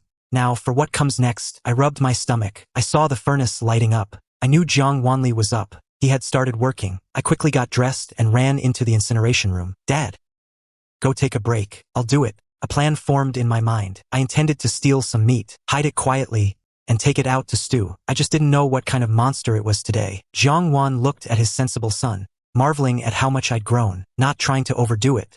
You already know the process. I'll just head out to buy some breakfast. He handed me the professional boning knife. By the way, son, do you still want to drink the essence blood? I shook my head. No more. Don't worry, Dad.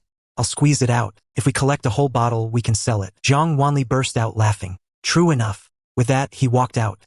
I gazed at the carcass before me and began searching carefully. A bit disappointing. Still an iron-tailed eagle. These things are too common.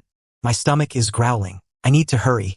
First, squeeze out the essence blood. Once I'm sure no one is around, quickly skin it and chop it up. Can't take off the gloves. My parents are home. Take out the 2 pounds of tenderest meat. Wrap it in oilcloth. Hide it. Suddenly, I remembered the rift from that night. Smack's lips. How great would it be if I had a time rift too? I wouldn't have to hide meat so sneakily. I'd even have a place to cook it. Thinking about the size of Thousand Buddha Mountain, I'm practically salivating. Suddenly, everything went black. What's happening? Where's my meat? Where is that huge piece of meat? The meat is gone. Panic sets in. On the table, on the floor, nothing. Drenched in sweat, as I crouched down, I vaguely saw the tear-shaped mole on my wrist twitch. My heart skipped a beat. Could it be that mole? It looks exactly like the one on the woman in red in the crystal coffin. If I hadn't dreamed of her last night, I never would have thought of it. Yesterday, the woman in red seemed to have lost her mole.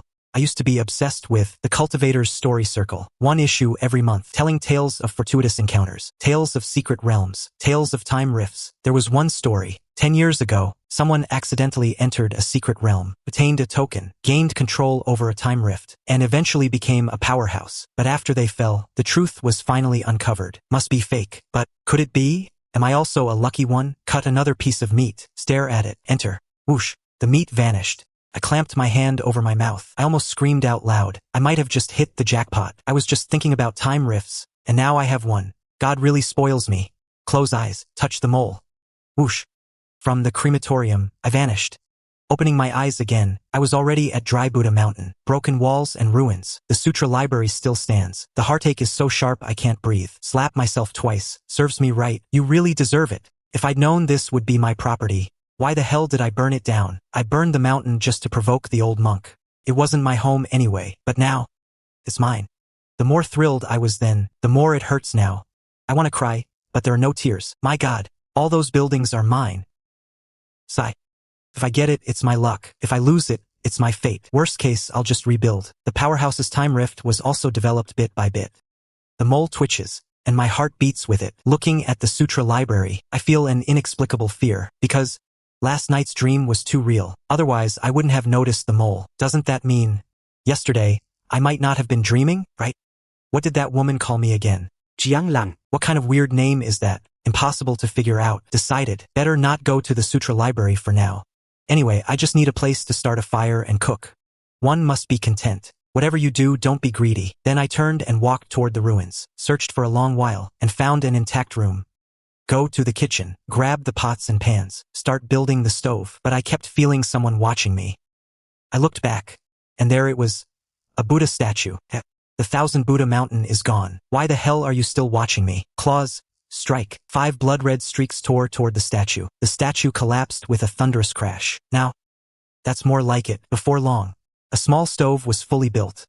Tossed in the iron-tailed eagle meat, and started the stew. There were monsters at Dry Buddha Mountain before. Why didn't I find any this time? Dry Buddha Mountain is vast, and I was starving. I had to push aside my doubts, and focus on the meat. After a hearty meal, I felt a surge of energy. My claws grew even stronger.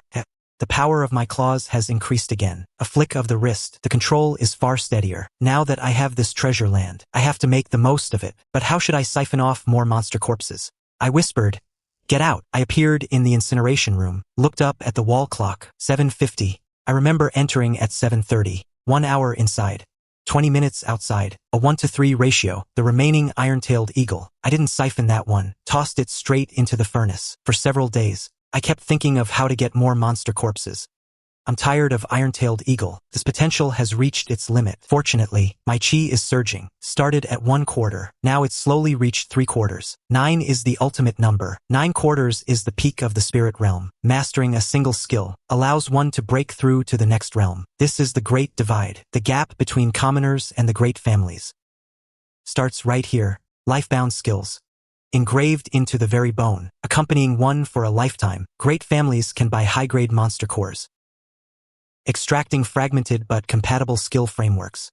The larger the operating memory, the higher the future achievement. Commoners can only rely on luck at the academy. The 13 cities regulation. High schoolers are forbidden from breaking through to fusion. All the prime monster cores are picked by the officials first. Only the leftovers hit the market. If you want the best, you have to enter a top academy. But the academy doesn't give handouts. You must contribute or demonstrate raw talent. There's no such thing as a free lunch. This knowledge is what I've been cramming these past few days. I finally see why the old principal insisted I join. There are no resources outside. No matter the talent, you'll hit a wall. The best resources are all within the academy. The military has them too, but they're nearly impossible to enter. Clearing my mind, I started pondering this time rift. Let's call it the heaven-swallowing secret realm. A 1-to-3 ratio leaves a lot of room for manipulation. But then I scratched my head. I'm not an ordinary person. I don't need time to grind skills. I rely on eating. As long as there are enough monster corpses, my chi will surge. My skills will strengthen. Wait, my eyes lit up. I suddenly discovered another use for the heaven-swallowing secret realm. Guess what? If this idea actually works, it'll be incredible. But whether I'm happy or not, I don't know. The old principal is far from happy. He's screaming into the phone. Junsho, you can't even handle this simple task? He's not just my grand disciple. He's your junior sister's child. Why are others just going for the prestige, taking a stroll to qualify for the exam, while our boy has to do it the hard way? On the other end of the phone, Junsho smiled bitterly. Teacher, this wasn't my rule. This year, all 13 districts must do this. It's a strict order from above. With senior sister status, the burden on Junsho's shoulders is heavy. The 13 districts belong to no one. They are the home for everyone. Junsho sat behind the office desk. His military uniform was crisp, his long hair slightly curled, yet he had to rub his forehead to deal with his teacher's tantrum. You're just looking down on me because I'm old. Junsho, you know how I am. I haven't asked you for anything in all these years, and now you treat me like this over such a small matter. Your teacher is heartbroken. The old principal sighed deeply. Junshou didn't know whether to laugh or cry. Teacher, here you go again. I have a headache too. The order regarding the girl, and the debt of gratitude, make this very difficult. But a string in his heart was still plucked. He remembered how the teacher once humbled himself, cleaning Junshou's shoes to exchange for a demon core. Junshou had never forgotten. The teacher never asked favors for himself. He only bowed his head for his students. This kindness, this weight. Could Junshou possibly avoid it? Junshou grit his teeth, as if making a life or death decision. Teacher, there is actually another way. I can make it happen. He finally smiled. Tell me, my good disciple. Junshou rubbed the documents that had just arrived. The words were heavy. Do you know about the spark competition? The spark competition? He almost jumped up. Junshou, I truly wasted my love on you. What nonsense are you talking? Is that something Jiang Ping can actually enter? He'd be better off hunting demon beasts. Junshou smiled bitterly. The spark competition is as cruel as a blade. Geniuses from major powers slaughter each other. Only those who survive are the sparks. Jiang Ping wouldn't even count as cannon fodder. Teacher, you're mistaken. As long as he makes it into the top 16 and gets the preliminary spark qualification, he can take the academy exam. Once the spot is secured, I'll arrange for him to be eliminated immediately. He takes his test. Others keep fighting. This is the best way I can think of. He fell silent. Compared to going to a real battlefield with real weapons, this path is much safer. Is it difficult? Junshou wanted to laugh. He also wanted to curse, but looking at his mentor, he could only nod. Not difficult. He smiled. Good. This is a well-chosen path. I think it'll work. Yes, teacher. Since it's decided, then let Jiang Ping come. The qualifiers are in the third realm. Time is tight. I'll issue an official letter. You bring the boy here. He frowned. 10 star rifts have appeared in the third realm. It's right on the front line. Junshou nodded. The higher-ups said a spark must be ready to burn everything. The front line is the most suitable place. He looked deeply at Junshou. Junshou, your teacher has no other skills. I can only rely on students like you. Junshou nodded heavily. Don't worry, teacher. I'll arrange everything. Nothing will go wrong with this kid. I was buried in my notes, desperately trying to catch up on mist cultivation knowledge. Teacher Bai is here. Jiang Ping, step outside for a moment. The whole class stared. Brother Ping, did you cause trouble again? I rolled my eyes. Get lost. They burst into laughter, thinking I had messed up again. But the next day, I didn't go to class. Xiao Huang frowned. What's up with Brother Ping? He couldn't have been beaten so badly he can't walk, right? Everyone was puzzled. Brother Ping stopped cultivating? Dongfang Lan stood up, spoke calmly. Stop worrying about him. He has his own path to walk. He won't be back for a while. Let me tell you all to cultivate hard. Gather at the academy. An uproar broke out. What? Brother Ping isn't coming back? Sister Lan, what's the situation? What happened to Brother Ping? The student with glasses shouted. Everyone shut up and listen to Sister Lan. Everyone stared at her. She said calmly, you all know Pingzi's family runs a crematorium. If you want to get into the academy, find another way. Silence fell over the crowd. Someone asked in a low voice, then, Sister Lan, does this mean we can't hang out with Brother Pingzi anymore? Dongfang Lan glanced at the speaker. Didn't I already say it? Meet up at the academy. You all need to work harder. Jiang Ping is off to strive for his future. We can't afford to fall behind. Jiang Ping said, he will definitely make it to the academy. He's waiting for you, so don't get left behind. Xiao Huang scoffed. The dead last guy has the nerve to mock us? Exactly. Brother Pingzi's head has gotten too big lately. He thinks he's above us just because he stood up. Just wait. Whichever academy he goes to, we'll definitely get into. I was born with a natural leadership quality. I can get along with anyone. Whether it's fighting or arguing, I can handle it all. That's why they indulge me. With my bag on my back, I followed the old principal, waving goodbye to my parents. Yao Yujing's eyes welled up. Teacher, it won't be too dangerous, will it? The old principal gave Zhang Wanli a kick. A stern voice rang out. Danger. All you ever think about is danger. Where in this world is there a safe place? Pingzi has his own path to walk. Don't you dare hold him back. Yao Yujing didn't dare speak. Only Zhang Wanli muttered, Teacher. She was the one talking. Why did you kick me? The old principal kicked again. She's your wife. If I don't kick you, who will I kick? I almost burst out laughing. He glared at me. He whispered a warning. Kid, don't cause trouble when you're out there. The outside world isn't Nanching. You might be the little tyrant there, but there is always a bigger fish in the sea. Keep a low profile. Yao Yujing also held me, repeatedly warning me. The old principal curled his lip. Low profile? He made a name for himself in Nanching without even cultivating. How can he be low profile now? A piercing cry echoed from the sky. A 10-meter-long bird descended from the heavens. Its beak was like a sword. The wind almost turned into a tornado. A man in black saluted. Hello. I was sent by Team Leader Chun to pick up the contestants for the seed competition. Who is Jiang Ping? He looked at me. The old principal smiled. You little monkey. You've finally grown up. Are you still following Junsho? The man scratched his head. Principal. Yes. I had no resources after graduating a few years ago. Team Leader Chun valued me and let me ride this black-winged eagle. The old principal patted his shoulder. Keep up the good work. I remember this was your specialty. You've put it to good use. The man was excited. Principal, I definitely won't let you down. I was shocked. Only then did I realize how legendary the old principal is. His legacy spans the entire world. It wasn't just a saying. Zhang Wanli poked me. Take a good look and learn. The teacher is incredibly powerful. You'd better stop annoying him.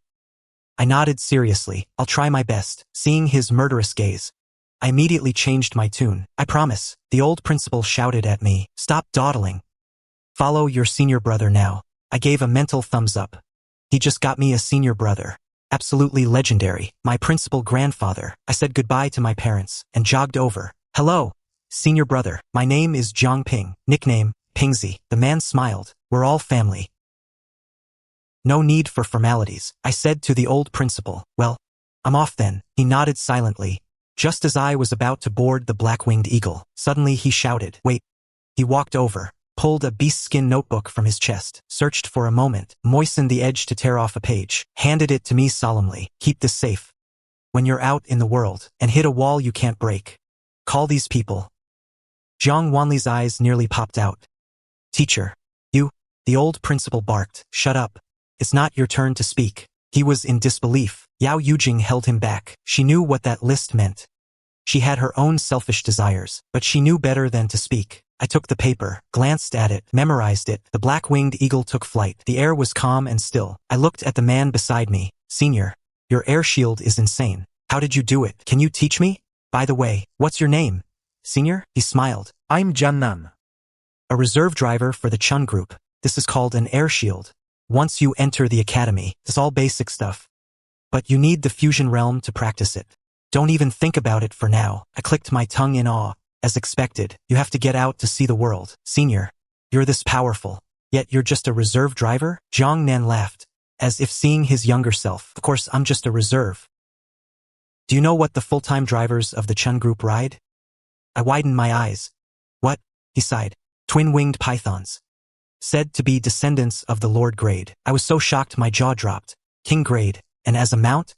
My God. Even without knowing cultivation, anyone knows what that means. Monsters can be slain, but they can also be tamed, though it's incredibly difficult. Usually, they must be raised from birth and require secret techniques. That's why mounts exist. Soaring skies, diving depths, strange and wonderful, but those are exclusive to the elite. Something like an iron-tailed eagle doesn't even qualify. Black-winged eagle, mentioned in the books. Adults have fusion-level combat power, and he's still just a reserve. Spirit, fusion, mysterious, king. A massive chasm at every step. King-grade descendants. How strong would they be as adults? For the first time, I felt my world was too small. Staring at Zhang Nan. I want one too.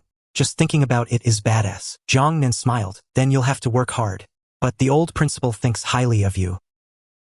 That notebook is a myth at Nanching High School.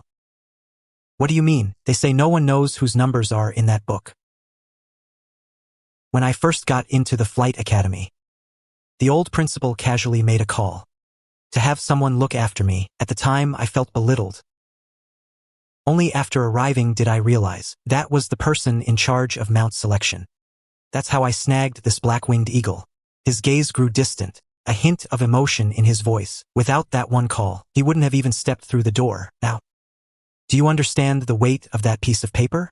I never imagined it could be this powerful. Hand on my chest. Warm. The academy. I cannot fail the old principal. Flying at breakneck speed. Yet it still took a day and a night to arrive. The black-winged eagle pierced through the membrane. I widened my eyes. The realm.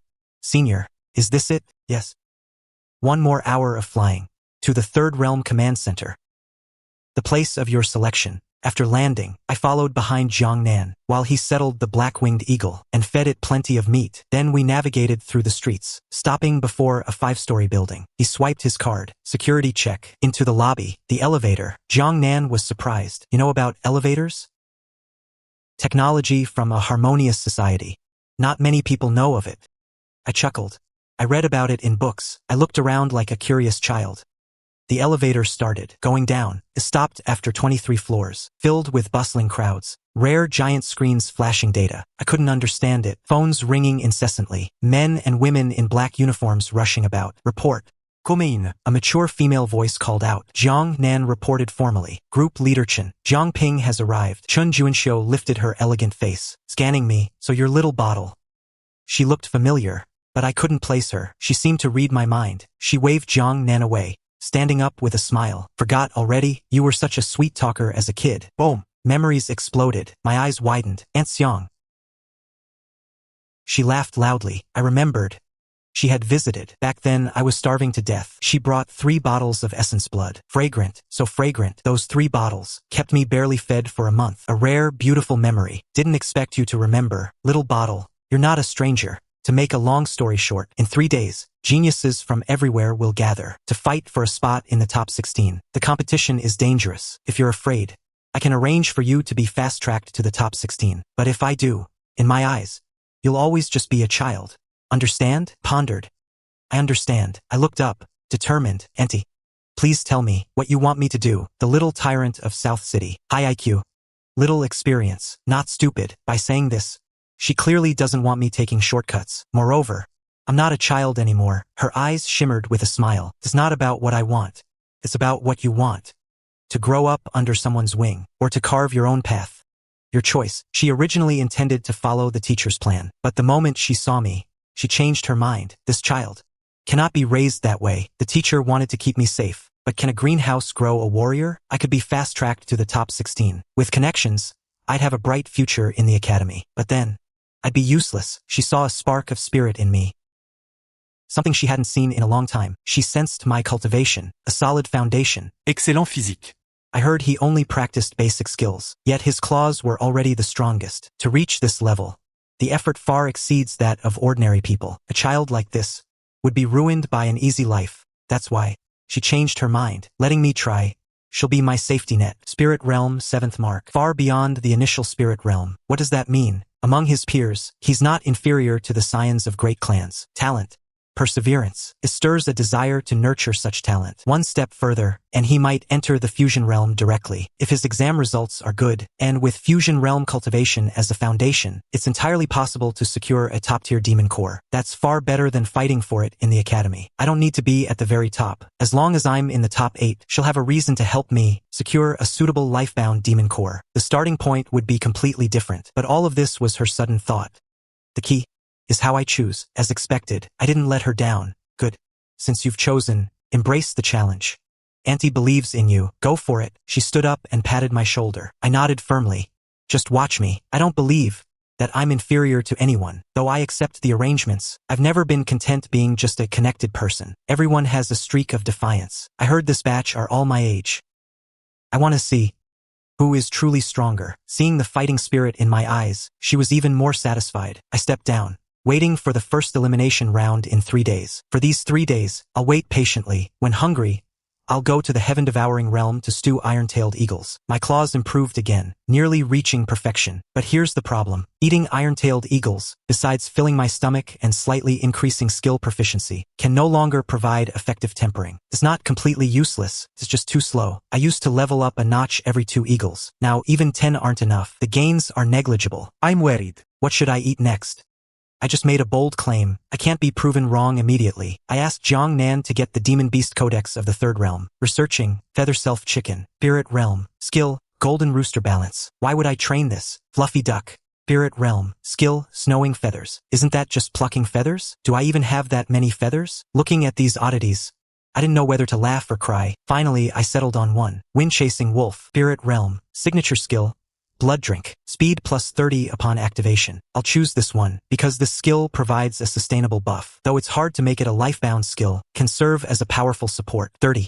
Quite significant. But for me, There's still a small problem. I heard the wind-chasing wolf's inner core can grant me a new ability. So I asked my aunt, Chun Juanxiu. She brushed back her hair and smiled. Little bottle. The wind-chasing wolf is a good choice. This first round is in a rift controlled by the military. They're there. I chuckled.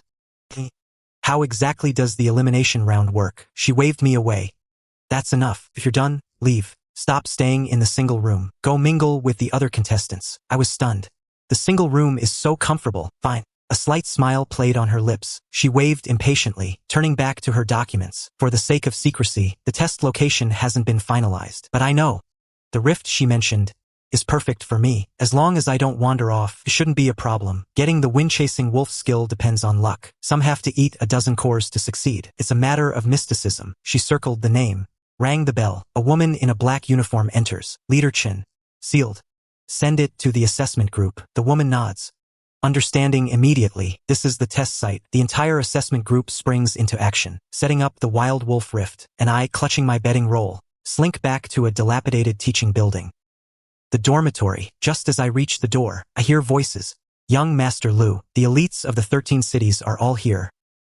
Every genius below the fusion realm has arrived. Exactly, 300 of them. But young Master Lu is the top genius of Chongming City. He'll definitely sweep the competition. I smirked. Here comes the classic villain dialogue. Just as I'm about to push the door open, a roar explodes from inside. Jiang Ping, what a small world for enemies. I look back, amused. Well. Young Master Li, what a coincidence. Li Zimu is shaking with excitement. He couldn't cut it at school and was exiled to South City. Only his sister's influence kept him from rebelling. Now he's used connections to get in. He imagines himself as a spark, dominating everything on TV. Seeing me miserable. Just the thought of it is thrilling. But now it's even better, because he's seen me. There's a road to heaven, but you didn't take it. Hell has no gates, yet you walked right in. This isn't South City. You don't have Dongfang Lan backing you up. Jiang Ping, just you wait. He makes a throat-slitting gesture. I laugh in disbelief. Just wait? You dare threaten me? Young Master Li, don't talk too big. Careful you don't strain your balls. He snorts. Rest assured, I won't use my family's power to crush you. I will truly defeat you. If you're eliminated, you won't even be worthy of being defeated by me. Pure arrogance. People around peek out. Isn't that the eldest son of the Li family? Why is he so angry? Who's the guy opposite him? He's got some nerve. Lu Baichuan also pokes his head out. Sneers. Just a piece of trash. Li Zimu's Gaza sharpens. Lu Baichuan, you're here too. Enemies meeting. He once fought with Lu Baichuan. It got out of hand. Both were punished. Lu Baichuan walks out. So it's me, so what? Why are you acting so tough, you loser? He turns to me. Classmate, don't be afraid. I've got your back. What can he possibly do to you? Looking at these two, they're both incredibly delusional. Thanks. No need. Amera Li Zimu. I couldn't care less. Lu Baichuan's face stiffens. He wanted to use me to provoke Li Zimu, but I brushed it off. Now he's annoyed. Thinks I'm acting cool. His lackeys immediately hype him up. Young Master Lu is a master of the spirit realm, 5th stage. You're being too arrogant. The crowd gasps. Spirit realm, 5th stage. At his age, based on talent. It really is impressive, but some are unimpressed. A short-haired girl turns and leaves. A boy in white curls his lip. And leaves too. Lu Baichuan waves his hand. Enough. Too overbearing. I just think he has potential. But I can't force him. Not just anyone can sneak into this place. The lackey gives a forced smile. I have a headache. This group of people are even more pretentious than I am. Forget it. Thanks for the offer. I'm here to compete, not to form a gang. As long as everyone gets along, it's fine. I push open the door. Lu Baichuan reaches out to stop me. I don't budge. His gaze sharpens. Faint smile. Fine. No fight broke out. But the cameras caught it all. Chen Junxiu watches and chuckles. You little brat. You've got some guts. Strong and capable of holding his own. Not bad. Character is more important than talent. She values me even more now. The elder smiles. Junxiu, who interests you? Look at what you're saying. It's too early to tell. We'll have to see their performance. The elder remains non-committal. That night, Lu Baichuan's lackeys keep testing me. But I'm thinking about how to catch the windchase wolves without being spotted by the proctors. I laugh it off. Lu Baichuan thinks I'm opposing him. Jiang Ping, talent doesn't explain everything. Resources are also crucial. I smile. Thanks for that. Seeing that I'm unmoved. He snorts. With that attitude, you'll regret it sooner or later. The world is a cruel place. He feels frustrated. One encounter told him my cultivation isn't low. That's why he tried to recruit me. Great families all know this game. But I didn't give him any face. Well, I am Jiang Ping after all. Right now, nothing is more important than food. The spark. That thing has nothing to do with me. Everything Lu Baichuan said. holds no attraction for me. The first elimination round begins. A group follows the black uniformed guards into the rift space. 1 day to hunt monsters. Their right ears as proof. Points based on rank. No cheating. If caught, you'll be permanently disqualified. 1 motorcycle per person. With that, they left. The chosen ones are stunned. This is way too reckless, but I know. There are cameras everywhere. My heart sinks. Cameras. This makes things difficult, but whatever. We'll cross that bridge when we come to it. I'm the first to charge into the wasteland. The wild wolf rift, overgrown with shrubs. Windchase wolves lurk within. I jump on the bike and speed off. 300 people scatter instantly. 15 minutes later, I reach a thicket of shrubs. My nose twitches. I smell danger inside. I hide the motorcycle, long blade in hand. I crouch down. A glint of sunlight. Ispota camera. So that's why they're so confident. Because everything is under surveillance. In the command center, Chun Juinxiu and her team are observing and recording. Not bad. Able to sense danger. Jiang Ping's evaluation rises. Updating data. Suspected to have olfactory-type skills. Even a tiny movement is analyzed. The elder approves. The spark competition is also an information war. Juinxiu, you found someone interesting. Chun Juinxiu smiles. It's all thanks to your guidance. I don't rush into the shrubs. First, I count the cameras. 86. Not more than 10 windchase wolves in this forest. Yet there are 86 cameras. My lip twitches. This is ridiculous. What a headache. With so many cameras. How do I handle this? Kill. I'm confident. Spirit Realm 7th stage. Perfected claws. I'm not afraid of a group attack, but if I kill them and take the ears myself, it would be a waste of a treasure. I frown in thought, hesitating to move forward. Is he afraid or plotting a strategy? 10 minutes later, I've got an idea. Pick up a stone. Stab it hard with a knife. Hurl it violently into the bushes. Channel my chi. Technique. Long-range claw. A howl. A thunderous howl. A wind-chasing wolf leaps out. My eyes light up. I burst out laughing. Facing a 3-meter wolf, I retreat frantically. Not to lure it out, to kill slowly. I keep running. Push up the motorcycle. Leap on. Twist the throttle. Roaring deep into the bushes. The wind-chasing wolf is bewildered. The command room is bewildered too. Seeking death. I didn't stop. Instead, I stop and beckon provocatively. The wolf pounces. I quickly twist the throttle. It flies into the bushes, waking up another one. In an instant, 2 are chasing. I chuckle. Keep teasing. A few more maneuvers. About a dozen wolves are trailing behind. I occasionally use the Howling Moondog ability to track the pack. Repeating the process. An hour later, over 50 wind-chasing wolves are now behind me. Everyone is stunned. What is this kid trying to do? Waiting to die when he runs out of gas. He's insane. The recorder can't figure out what I'm doing. Team leader Chen, send someone to stop him. He's gonna get himself killed. There are blind spots in the cameras. Chun Juinxiu knows. Cameras are scarce outside the exam area. If something happens, he can't be saved. He ponders for a long time. Leave him be. Jiang Nan, ride your black-winged eagle and check it out. Jiang Nan sets off immediately. He's a bit anxious too. Hope he doesn't actually kill himself. I look at the 70 or 80 wind-chasing wolves behind me. My face is full of excitement. I'm practically drooling. There are basically no cameras now. Getting bolder, I start closing the gap. The fastest wolf is almost upon me. I look at it and chuckle. Come on, baby. Touch the red mole on my wrist. Swoosh. That wolf is gone. Magical. The other wolves are bewildered. Where did my huge companion go? I chose this spot on purpose. The nearest camera is 800 meters away, and it's not facing this way. That's why I dare to act. I seize the chance while 2 wolves are dazed. Swoosh, swoosh. Vanished. The first wave just vanished like that.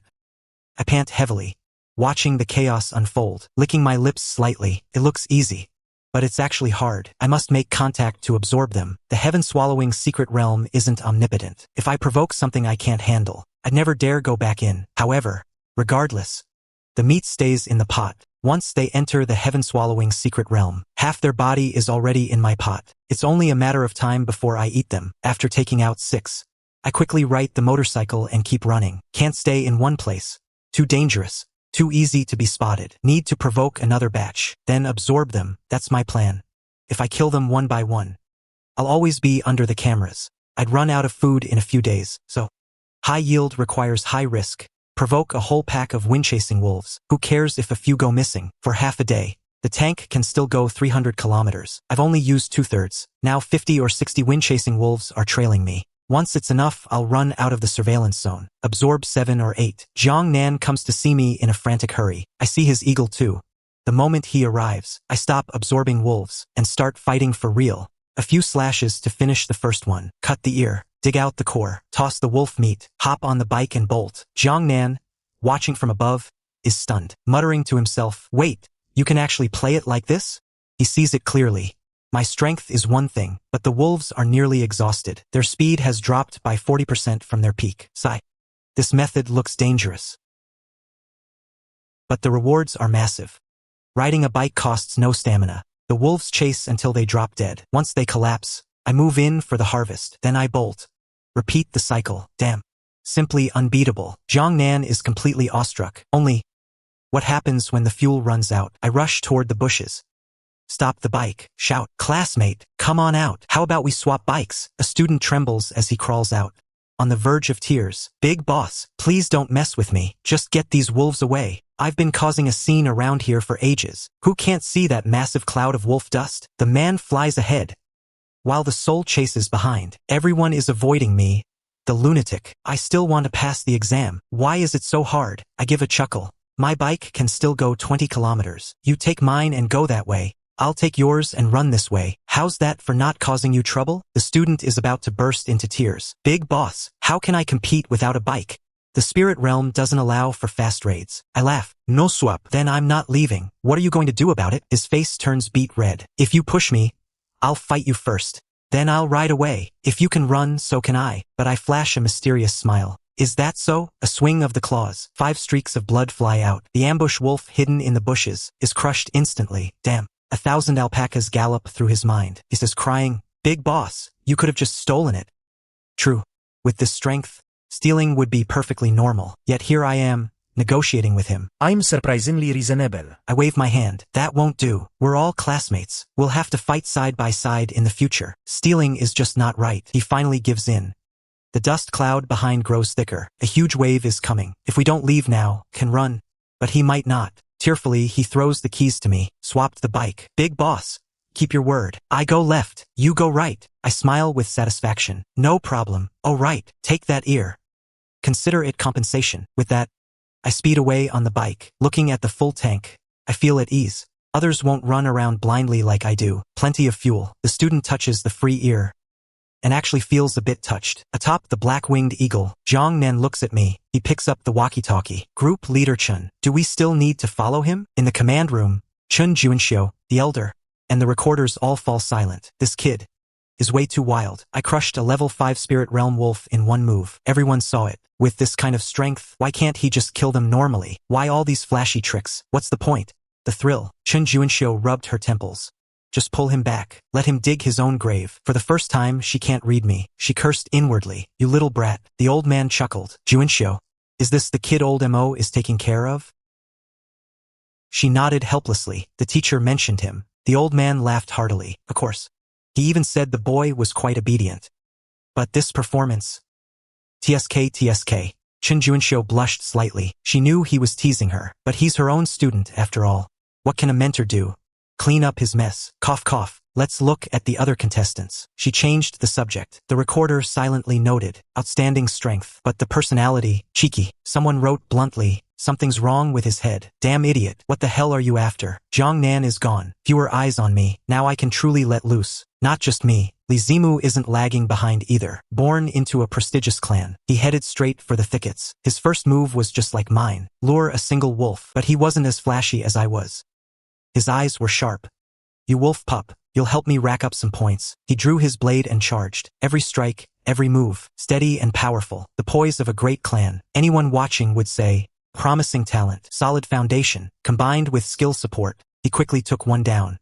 Sliced an ear. A smile played on his lips. Checked his watch. 10 minutes. Quite an improvement. He had encountered monsters before, though it was under the guard of 10 bodyguards, so he wasn't afraid. He treated them like old acquaintances. That's the advantage of his background. An ordinary person seeing a 3-meter beast for the first time, a wolf taller than a horse, with glinting fangs and sharp claws. Who wouldn't be terrified? He played it safe and methodical, thinking that, at this pace, his score would definitely be high, at least better than me, thinking he'd knock me out.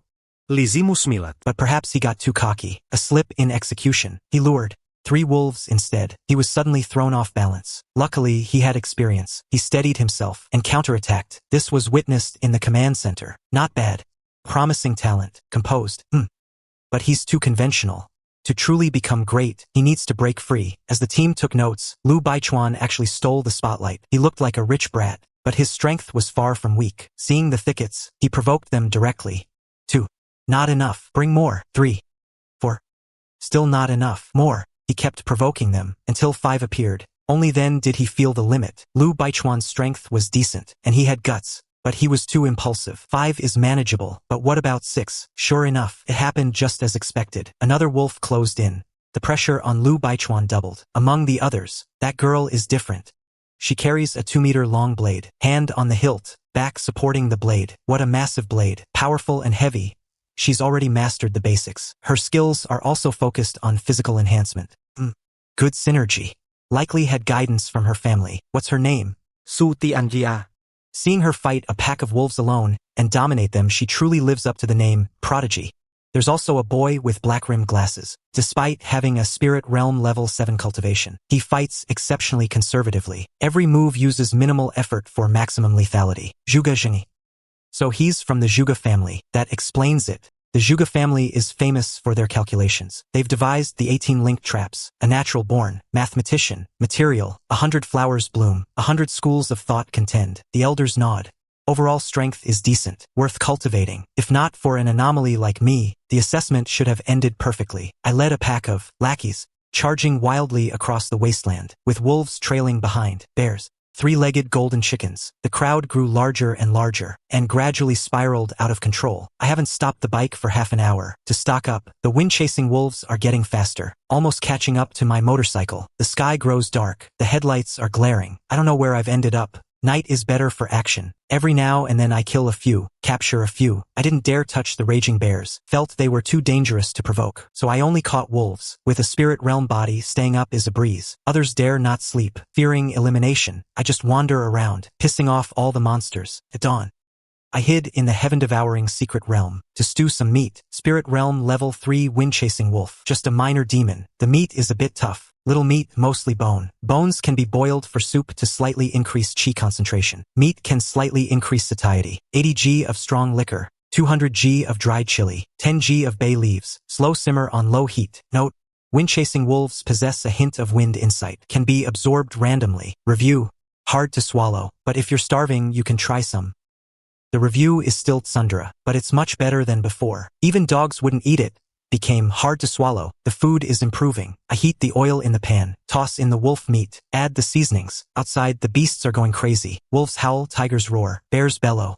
All of them are searching for me, led on a wild chase all day, holding a grudge, all wanting to devour me for revenge. But the man has vanished. Why aren't they frantic? Trees are knocked crooked, sweeping everywhere. The candidates are in trouble. They wanted to outwork others under the cover of night, only to encounter a riot. Fusion realm beasts appear.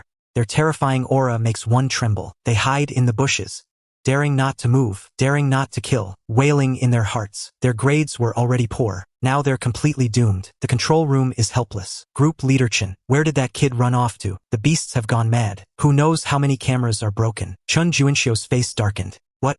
Don't they even have this much?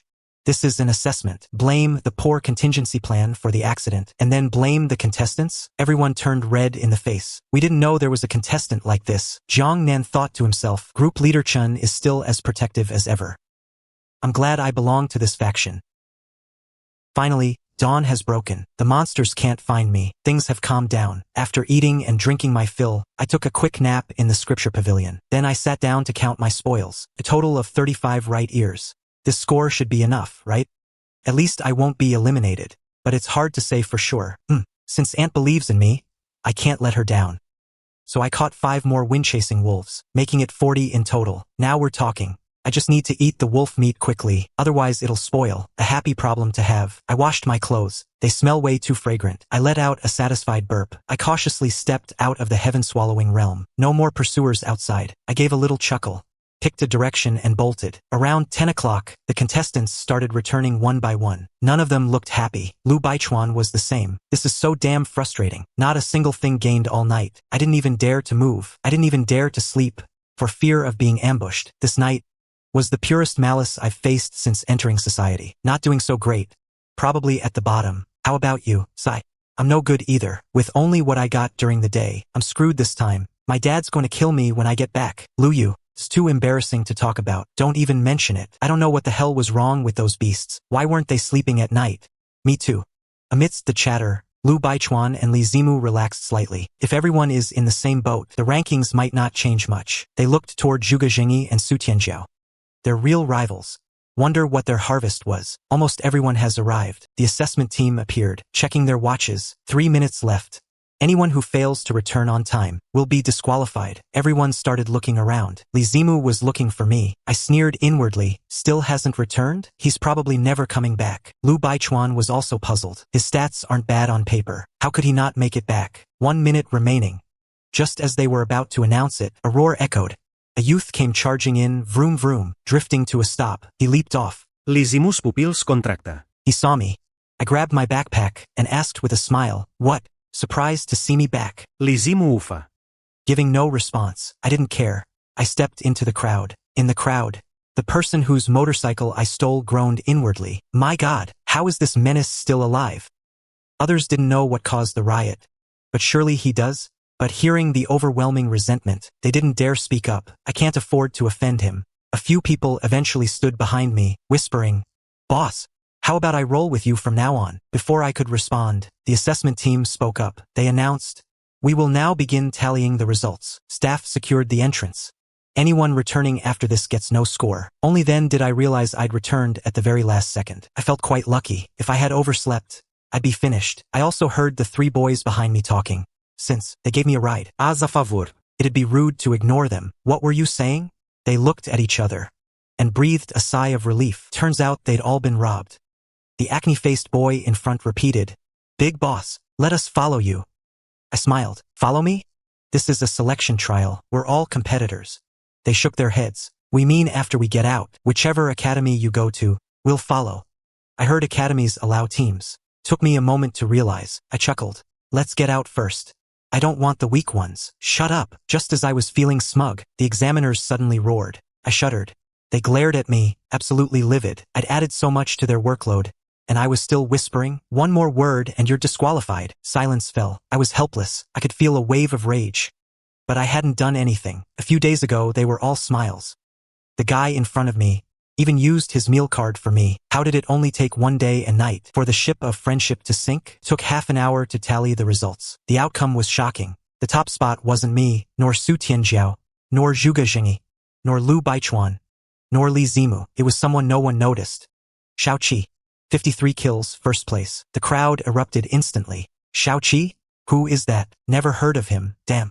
Surname Shao? There's no such great clan in the 13 cities. The examiners ignored them, speaking only to a dark-skinned, tall, thin boy in the crowd. Congratulations, Shao Qi, first place in the first round. 53 points. Instantly, many were dissatisfied, especially Lu Baichuan. He was certain he'd take the top spot, only to be off by such a margin. No one dared speak up. Cheating was impossible. When Shao Qi stepped forward, someone gasped, "Damn, he's a mute."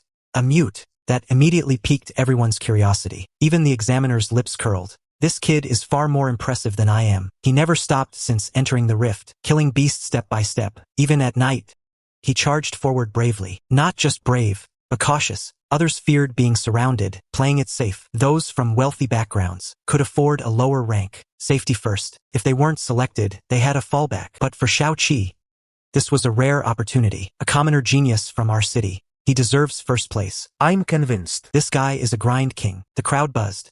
For someone so hardworking, this result was only fair. Then, the second place appeared. It was Su Tianjiao, 48 kills. Third was Zhuge Jingyi, 45 kills. Lu Baichuan's face grew darker. He only had 38, missing the top 3. I stopped paying attention after the top 3. I knew I had 40. I'd definitely make it. It was just a matter of rank. This was exactly what I wanted. My performance wasn't too flashy. I'm still not sure. I stood out even more than the first place, but I didn't expect it to be fourth. Man. Not a bad score. Lu Baichuan's face darkened further. Li Zimu's face darkened too. He's missing 1 compared to me. Far from enough. What surprised me was, the 3 guys standing behind me also made the top 16. Seeing my skeptical look, they felt helpless. Boss, we're just a bit weaker than you. But we're not actually trash. I didn't expect them to call me out. I chuckled awkwardly. Stop calling me boss. I'm just an ordinary guy. Just call me Jiang Ping. The 3 of them didn't care for formalities. They just shouted, "Brother Ping." Lu Baichuan and Li Zimu were green with envy. This bastard is recruiting lackeys. I worked so hard and got none. How did he get some so easily? They were grinding their teeth in hatred. Those in the top 16 stay, the rest go home. I wondered. The intensity of the spark competition is a bit low. What kind of talent can this actually produce? The next day, I changed my mind. The top 16 is where the real test begins. According to the strategic department's calculations, a beast tide will strike the third realm tomorrow. You will be split up and integrated into the 13 cities army. It's a death trap. Those who are afraid can leave now, the examiner said sternly. The 16 of them erupted in an uproar. We are only in the spirit realm, and we have to face a beast tide? Lu Baichuan asked. The examination team replied sternly. These are the rules. Those who want to participate, stay. Those who are afraid, get out. Again, those words, rules. No one could argue. Make your choice now. Those staying, take one step forward. Everyone hesitated. Shao Qi stepped forward. Su Tianjiao and the others followed closely. Of course, I wasn't backing down. What did I come here for? The examiners wouldn't just send us to our deaths. No pressure. I stepped out immediately. Seeing their big brother step out, the 3 lackeys naturally followed. All 16. Not a single one quit. The examination team finally smiled. This was only the first stage. Courage. Those who dare not face the beast tide have no right to represent the 13 cities. Fortunately, everyone passed. This step was crucial. From then on, the 16 realized the difficulty of the competition had spiked. The psychological pressure increased significantly. Good. Not bad. Since you're all staying, then let's continue. The examiners know you are geniuses. Your cultivation is nearly at the peak of the spirit realm. Just in case, we've prepared fusion realm demon cores for you. Clatter. Everyone froze. Fusion realm cores? No one was happy. Only confusion. They all looked at the examiners. Only I was bewildered. I looked at my lackeys. They explained. Brother Ping, aren't we all here for the fusion realm? But not for cores of unknown grade like these. We're after the final reward. Breakthroughs from ordinary demon cores are limited. Future growth would require immense effort. That's why the first high-grade core is critical. Giving us an unknown grade now, isn't this just ruining us? Only then did I suddenly realize, except for me being an outsider, the others had been preparing for a long time. But what I didn't understand was why the examiners were playing this game. I know the doubts in your hearts, but compared to your future, which is more important than your life, although the cores are only mysterious grade, they are enough to bridge the gap. I agree with the first half of that, but the second half, who the hell wants a mysterious grade core? We came here for one single word, Wang. But I don't care. Just eat more after the breakthrough. I can make up for it. Shao Qi, however, carefully put it away. That was a dream beyond his reach. Lu Baichuan and the others looked disdainful. Even Su Tianjiao and Zhuge Jingyi didn't hide it. In the command room, the old man pointed at the screen. This kid has a good mindset. Chun Junxiu smiled. He doesn't understand. He had no contact with it before coming. The old man shook his head. He heard the explanation, yet his expression didn't change. Strong mental fortitude. I'm actually looking forward to his performance. Is the beast tide stable? Not quite. But we can demarcate the exam area. I will personally oversee it and release some monsters that meet the requirements. Then you go. We were carried by black-winged eagles, airdropped to the ground. This is the third realm. The homeland, the defensive front line, our home. Giant trees touch the sky, blocking out the sun. I stroked the tree trunk, remembering a piece of trivia. These trees grew from the corpses of humans and monsters. When killing monsters, only the essence blood and inner cores are taken. The corpses are left abandoned. Frontline soldiers have strong pollution resistance. No need to burn them. Inside the city, it's different. Ordinary people can't handle it. Monsters escaping from the rift must be incinerated. There are ruins everywhere here. 99% are monster bones. Human comrades will be brought back whenever possible, returning to their roots, shaking off distracting thoughts. I pulled out the map, from start to finish. The first stage task is simple. Reach the marker. Join a combat squad. Accept the second stage task. But this time it's a bit different. Hello? Hello? Contestant Jiang Ping, please respond. The recorder is tilted. Straighten it. I replied helplessly. I'm here. Can't lose this thing. Losing it counts as forfeiture. Want to do some personal agenda. That'll be tough. How to solve this headache. A glint in my eye. There are always more solutions than problems. I started moving forward. Stopped after a few steps. Damn. The number of monsters is a bit high. My nose is about to fail. The beast tide lives up to its reputation. But I'm excited. The opportunity has come. Slowly took down the long blade from my back. Grip tight. Entre in combatance. 1 step, 2 steps. Suddenly, as if triggering a trap, wails and howls ahead. More than 10 old friends rushed out. My eyes lit up. Howling moondogs. I almost drooled. I have 3 skills. Smell. Speed increased by 30%. Sharp claws from the Iron-tail eagle, empowered by blood-colored aura. Power multiplied, even at the peak of the spirit realm. I can use the void palm to kill from afar. Fusion realm, I dare not imagine. Smell comes from the howling moondog. Unfortunately, I've only eaten one. Stuck at great mastery. Proficiency, don't even mention it. Skills are divided into 5 realms. Novice, basic, great mastery, consummate, grandmaster, a world of difference between each stage. Now, 10 howling moondogs. Once I've eaten them all, how strong will my nose become? In the command room, Jiang Nan frowned. Group leader Chen. 10 spirit realm howling moondogs at once. Afraid he can't handle it. Chun Juanxiu sneered. You underestimate him too much. The first round was such a chaos. You think he only has a few tricks? Once he deals with this batch, release the second batch immediately. The third batch is 50 dogs. And a half-step fusion realm dog king. Even if he can't win, he can run. If we don't suppress this temper, he'll really think he's a god later. Jiang Nan was speechless. This kid is indeed too mischievous. Facing 10 howling moondogs, I smirked. Come here, little babies. Leapt up, jumped onto a tree 5 meters high, swung the long blade. The next second, blood-red claws formed a giant palm, firmly gripping the hilt, swept across. The 3 leading howling moondogs beheaded on the spot. Jiang Nan screamed in shock. Holy shit. Insane. Everyone crowded around, staring at the screen, faces full of shock. This kid is the one who caused trouble everywhere in the first round. My god. How old is he?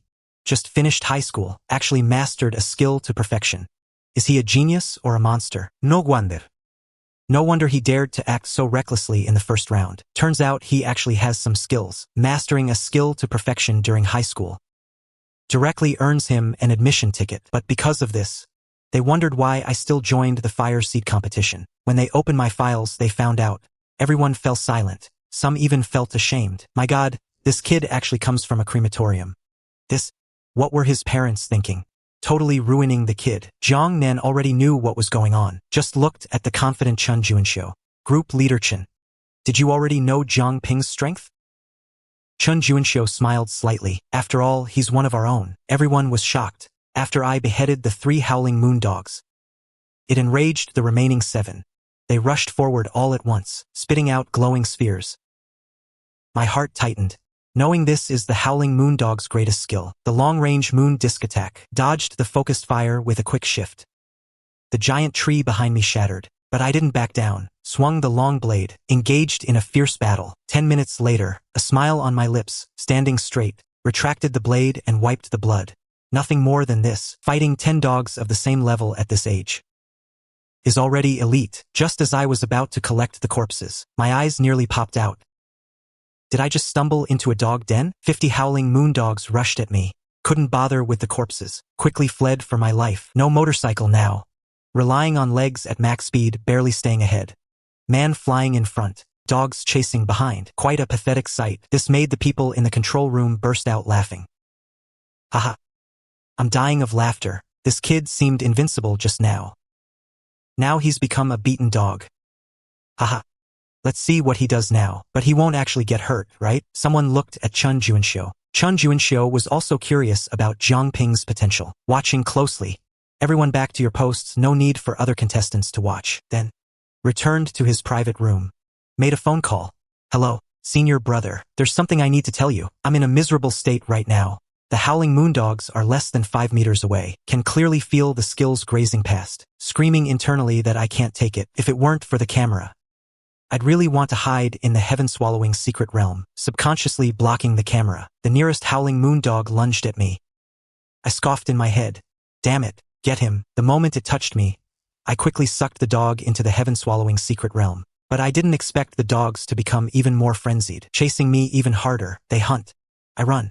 Whenever I got a chance, I'd absorb one, counterattacking where possible. Eventually, the number of howling moondogs dwindled, but I was reaching my limit. I ran until my feet were numb. If not for the chi strengthening my body, I would have collapsed long ago. Just when only 6 or 7 were left, a howling moondog with half-red eyes let out a howl. My heart skipped a beat. I had noticed this dog long ago. It was the leader, feeling its aura. I knew I was no match for it. This dog was at least in the fusion realm. I ran even faster, not daring to look back. After running for hours, I realized the dogs had stopped chasing. That half-step fusion realm dog followed closely.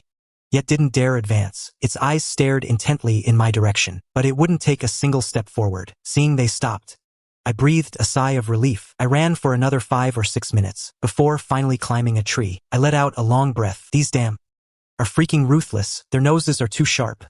I couldn't shake them. Indeed, the howling moondogs have a keen sense of smell. Couldn't escape. I heard there's a powder to counter them, but I didn't have any. Who would equip me with such things? But when I looked at the map, I frowned slightly, staring at it in frustration. Where the is this? The landmarks were all wrong. I had no idea where I'd ended up, but then a heaven-shaking roar erupted. The sonic wave made my head ring. I instinctively curled my body, leaning against the tree trunk, eyes locked onto the source. I was stunned. 5 people in black uniforms, military personnel, with tiger emblems on their sleeves. They were clashing with a 10-meter giant beast. The 5 of them held their positions, surrounding the beast, all using long-range skills. I was so shocked my jaw dropped. Holy shit. The wind vortex of a hurricane beast. Isn't that the signature skill of the hurricane beast? Heavens, what is that? Flame splash. The specialty of a lava giant. Their techniques were straight out of cultivator legends. Effortless. Completely effortless. Their proficiency was incredibly high. Most importantly, the giant beast was dodging. Skills missed. Igniting the ground upon impact. Winds whipped up, fueling the flames. The fire raged even harder. I was too terrified to move, gripping my wrist tightly, ready to dive into the heaven-swallowing secret realm. The battle was at least 2 li away, yet I could still feel the heat and sonic waves. A spark of excitement flashed in my eyes. Now this is a real cultivator. Could this be the fusion realm? But a second later I realized I was wrong. The beast went berserk, releasing a pressure that made it impossible to stand. Definitely not the fusion realm. The fusion realm couldn't be this powerful. Then it must be the mystic realm, I guessed. But the next second, I was wrong again, as the beast fought back. The 5 of them unleashed their trump cards. The leader calmly uttered, "Suppress." Boom. Even from 2 li away, I felt myself enter a special domain, an indescribable emotion, submission, obedience. I couldn't tell them apart. Sweat poured down my forehead. My teeth clenched, grinding loudly. The king's domain. I'm going crazy. King level, that's like touching the sky. A king level is someone ordinary people can't even encounter in a lifetime. And now, here he is, standing right in front of me. If I weren't paralyzed with fear, I'd be beyond excited. The man frowned slightly, glancing in my direction. Then he returned his focus to the giant beast. The pressure on me suddenly lifted. I've truly opened my eyes today. I've witnessed high-level combat. King-level battles might not destroy the world, but they can certainly shatter mountains and split the earth. Just to watch this spectacle, I forced myself to stay and not run. Since I'm already here, it would be a waste not to see it through. King-level battles aren't something you see every day. That giant beast was naturally king-level too. Otherwise, why would it take 1 king-level and 4 mystic-level experts to surround and kill it? Half an hour later, the battle ended. An ice spike descended. The monster perished. The king-level man breathed a sigh of relief, clearing the battlefield, extracting the essence blood and inner core. With a sudden blur of movement, he shifted and was already standing before me. "Kid, where did you come from? What are you doing here?" I wiped my camera and wiped away my sweat. "Boss, I'm a contestant in the exam." I explained how I was chased here by a moon-howling dog. He laughed. "You reckless brat. This is no place for you. Your exam is in the outer circle. This is already the inner circle. You're lucky." The presence of a king-level beast kept others away. Otherwise, the moment you stepped in, even a rat could have killed you. The weakest creatures here have fusion-level strength. I froze. I really was overconfident, relying on the heaven-swallowing secret realm. I thought I could always run if I couldn't win. But what if the enemy just stayed put? They could kill me in an instant. A wave of belated terror washed over me. "Now you know fear, huh?" His smile widened, especially after I told him my name. "Enough. No beasts will return here for half a day. We need to provide support in the inner domain. Here's a map. Get yourself out." I took the map. A real strategic map, far superior to mine. "Boss, if I take this, what will you use? Do I look like I need this thing?" "Stop blabbering. Just get moving." I wanted to leave, knowing the danger, but I couldn't bring myself to go. I looked back after a few steps. He saw right through me. "What? Never seen a king-level beast? Wanna look?" I smiled sheepishly. I really hadn't. I was curious. He actually grabbed me and dragged me back, right up to the beast's corpse. My breath quickened. "Look, once you've had your fill, beat it." He then spoke to the man in black. "Shunzi, leave a claw for the kid and bore a hole in it." Shunzi hacked off a half-meter-long claw, bored a hole and tossed it over. The man handed it to me. "If you want to live, hang this around your neck. It'll at least guarantee your exit." I was stunned. A half-meter-long claw. polished and gleaming, gleaming, polished and gleaming. Hang it on my neck? It even bumped against me. He nodded, suppressing a laugh. I gritted my teeth and put it on. Felt incredibly oppressive. I had to hold it carefully. All right, go take a look. We're leaving. Get back to the periphery within 2 hours. He and his men vanished in a single leap. I stared at the giant beast, almost drooling. I shouted, "Boss, what's your name?" A voice drifted back from the distance. "My name is Mo. Old Mo. The old principal's surname is Mo. His son is quite the success. Couldn't be the principal's son, right? But if the son is that awesome, why can't I be? I can't figure it out." I shook it off. I held the camera steady, pretending to observe the monster. 10 minutes later, I blocked the lens with my body, swiftly storing the corpse into the heaven-swallowing realm. My heart hammered in my chest. Kingrade.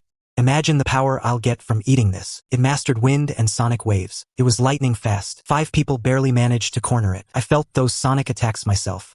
If I consume this, I'll be absolutely unstoppable. No horse grows fat without nightgrass. No man gets rich without a windfall. This time, I'm about to soar. Others risk death for a single Kingrade core, just to awaken a high-tier ability. But me, I got the entire body. Of course, only I can utilize it, but that doesn't change the fact that I'm going to be legendary. The insides will rot. Only the claws and teeth are useful. The third realm is immune to pollution. As always, I only take the essence. They aren't worried about me causing trouble. Something this massive, what could I possibly do? Besides, the iron rule is, monsters are inedible. I'm dying to enter the realm and make some Kingrade pancakes. But I held back. It's too risky. Old Mo said, "I must be out within 2 hours. Half an hour has already passed." I retreated as fast as I could, walking with a strange gait, a half-meter claw hanging from my neck, still dodging spikes. The map finally made it clear. This was the boundary line. No wonder the howling moondogs stopped. Smart dogs. The moment I stepped out, the command room signal returned. Jiang Nan was surprised. Jiang Ping appeared. Qin Juanxiu rushed over. My disappearance had terrified her. The screen shook.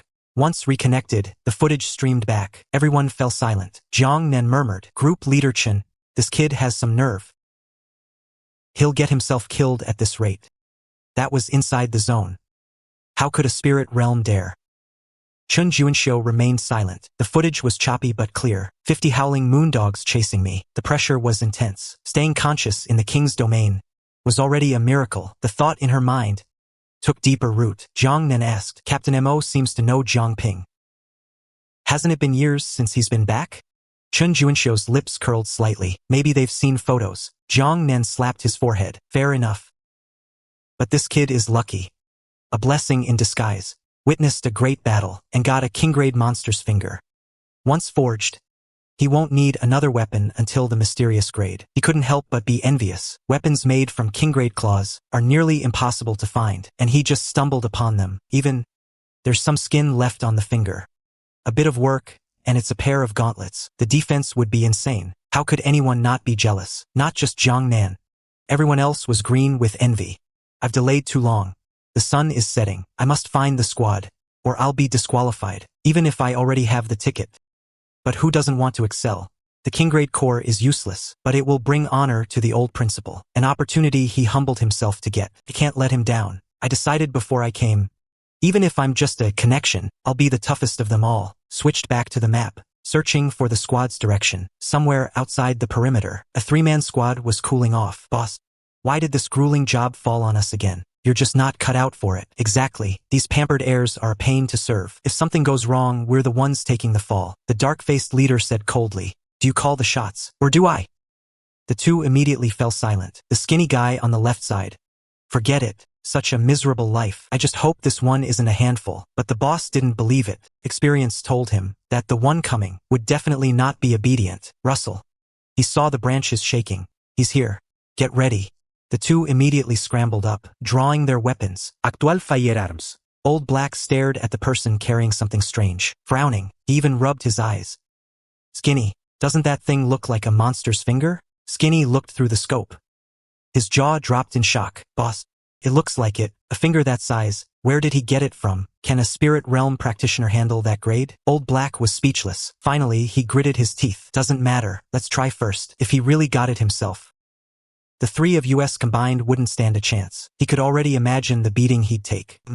I was walking, leaning on a king-level monster's finger, sniffing the air from time to time. This finger is useful. No monster traces along the way, until I smelled humans. Just as I was about to approach, I suddenly felt a cold wind rushing toward me. Holy shit, I dodged violently. Damn it, an ambush.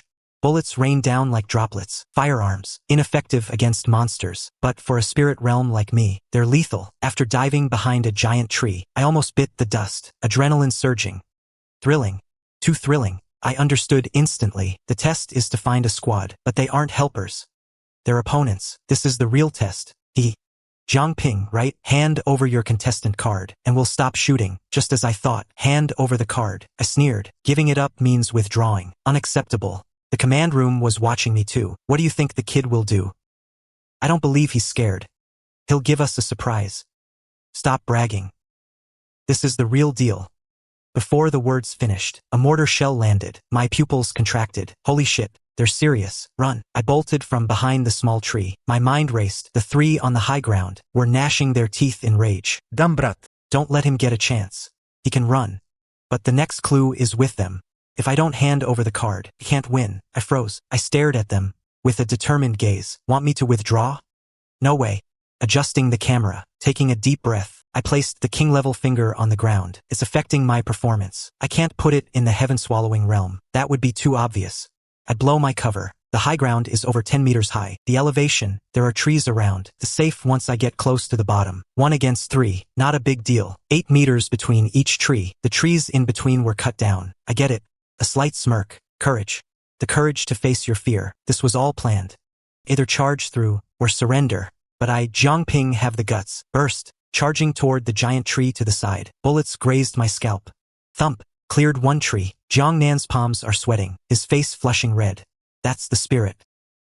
Life and death are trivial. If you've got a problem, fight me. How can a spark lack the resolve to die?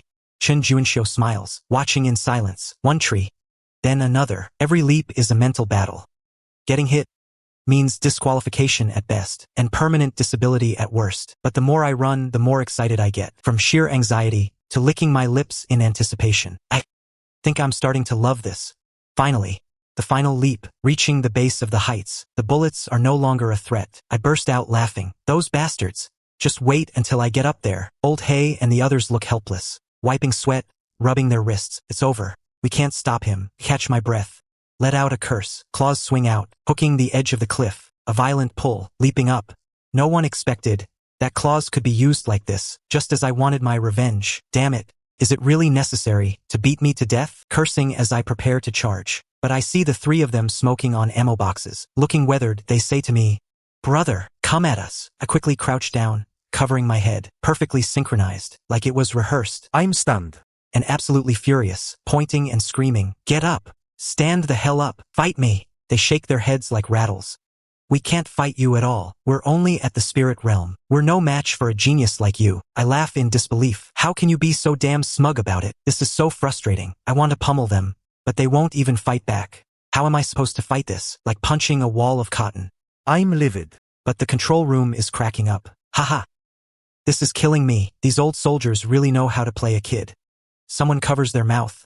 Laughing. No kidding. These guys are all sly foxes. They're good at everything except cultivation. What can I even do? Pointing at Old Hay and the others. Stand up straight. 2 slaps each. And we're even. Seeing their pitiful faces, I actually feel like I'm being too harsh. Damn it. I almost got killed by them. And I feel guilty for 2 slaps? This is so damn annoying. Old Hay gives a cunning smile. He guessed right. He obediently gives me the second round info. Another map. Start and end points, with 1 extra waypoint in the middle. Seeing my confusion, he whispers, "This is the intersection. You'll meet other contestants there, but only one can move forward." He did me a favor. Now I feel even worse about beating them, waving my hand in irritation. Fine. Got it. Only I have a good temper. The 3 of them chuckle secretly, watching me walk away. I grabbed my gear, including that king-level finger. Old Hay was curious. "Classmate, whose monster finger is this?" I snorted. "King-level. Never seen one, have you?" I walked away without looking back. Time was tight. It was already late. Starlight seeped into the dense forest. I made my way by the moonlight, but the peace vanished, making me wonder if the finger was a fake. On second thought, it made sense. No wonder old Mo said I had to get out in 2 hours. A king-level finger can't deter forever. If it worked indefinitely, wouldn't I just run wild? Why even cultivate then? If it's not working, so be it. I could clearly feel the monster's levels rising. I even smelled a hint of the fusion realm. If I hadn't run fast, I'd be in a bitter fight by now. Finally, at midnight, I saw the rendezvous point, the marked room. I thought it was a resting area, but shock waves of battle echoed from it. Someone's fighting. I cautiously approached. Sure enough, I saw a pathetic sight. As I watched, I started to grin. Lu Baichuan, isn't this the guy who wanted me as his lackey? He was being besieged by 3 peak spirit realm monsters. He was struggling on his own. I found a tall tree and climbed up, out of the way and not drawing aggro. I'm an expert at this. Smiling, I pulled out some dried meat, watching the show with great relish. This absolutely infuriated Lu Baichuan. Normally, he wouldn't be this mad. Encountering monsters during the exam is normal, but people hate being compared. He knew contestants would meet here, so he intentionally left late, moving with extreme caution, only to be surrounded by 3 monsters the moment he arrived. Good grief. He was getting beaten badly. No major injuries, but the humiliation was immense. Now he was a complete mess. Most importantly, he saw me. Out of the corner of his eye, he saw me watching from the tree, still munching on dried meat. He snapped instantly. Damn it, don't just attack me. There's another one in the tree. Now I'm annoyed. Lu Baichuan, we have some minor friction, but there's no need to shift the trouble to me. I chuckled at my own words. He exploded with rage. Jiang Ping, don't get cocky. Once I'm done with this, we're fighting one-on-one. I didn't care. I waved him off, chewed a piece of meat. Completely indifferent. Lu Baichuan, your conscience is truly rotten. I want to see how much strength you have left. Oh right, I heard that on this route, only one person can make it out. His heart sank. That's right. He had been so cautious, just to prevent others from stealing his prize. But he acted first, exhausted his energy. How much strength could he possibly have left? Even if he did, against me at full strength, he stands no chance. The gap between spirit realm cultivators isn't that large. He zoned out for a second. His shoulder took a hit, a muffled groan. I was slightly surprised. This Lu Baichuan actually has some skill. I kindly reminded him, watch your right, but he's the type who tries to show off the moment he hears, right. He didn't listen. He took another solid hit. Another muffled groan. I was stunned. Covered my eyes. In the command room, Zhang Nen asked, Group Leader Chun, isn't this unfair? Even if he's on my side, he feels this is bullying. Chen Juanxiu didn't answer. Another person laughed. Unfair? This is only the beginning. Just an appetizer. Zhang Nan's jaw dropped. Still just an appetizer. Staring at the screen, just as Lu Baichuan was about to slay a beast's roar erupted behind him. High-pitched, piercing. A 3-meter-long, 8-meter wingspan black-winged eagle appeared. Zhang Nan exclaimed, Holy shit! Fusion realm. That man smiled. The real show has just begun. Chen Juanxiu smiled too. Indeed, the show begins. The black-winged eagle flapped its wings, triggering a violent gale in the mountains. It disrupted Lu Baichuan's rhythm and left me stunned atop the canopy. What's happening? Fusion realm? This is completely beyond the limit. The assessment group always kept the tests within our limits. This time, something went wrong. Below, Lu Baichuan couldn't withstand the pressure, swaying violently in the wind. In an instant, small cuts appeared on him, and blood began to flow. He shouted at me, Jiang Ping, stop spectating. Someone's about to die. I knew I couldn't just watch. The assessment had definitely gone wrong. Bickering is one thing, but I don't flake when it counts. Though we've had our clashes, we both know we might be teammates. We've never truly crossed the line. Now that his life is in peril, I have to act. I leaped down, falling 4 or 5 meters to the ground, smashing a crater into the earth. Raising my king-grade finger, I yelled, Chuanzi, get over here. I'd use it to block the talons. Lu Baichuan looked at me in disbelief. What did you just call me? He never expected me to call him that. Seeing him frozen, I cursed, hurry up. You're fucking bleeding out. Only then did Lu Baichuan feel the pain. His wounds were bleeding. In a blink, he was covered in blood. He rushed behind me, holding up that finger with me. The moment we clashed, something felt off. This mysterious grade? Stop yapping. I roared at him. Think of something. What's this eagle's special move? How do we take it down? I knew it was urgent. One wrong move and we're both dead. Think of something. What the hell do I have for a plan? That's the fusion realm. Once you hit fusion realm, the gap is astronomical. We retreated step by step. Before I could finish, the black-winged eagle pounced. His beak snapped down viciously. If not for that finger holding it back, we'd have been turned into bloody pulp. Terrified, I screamed, Assessment group, this is way beyond the limit. Someone help us. But there was no response from the command room. Only Chen Juanxiu's indifferent voice could be heard. Do you want a future? Or do you want your lives? Let them choose for themselves. A seed must make the right choice at the critical moment.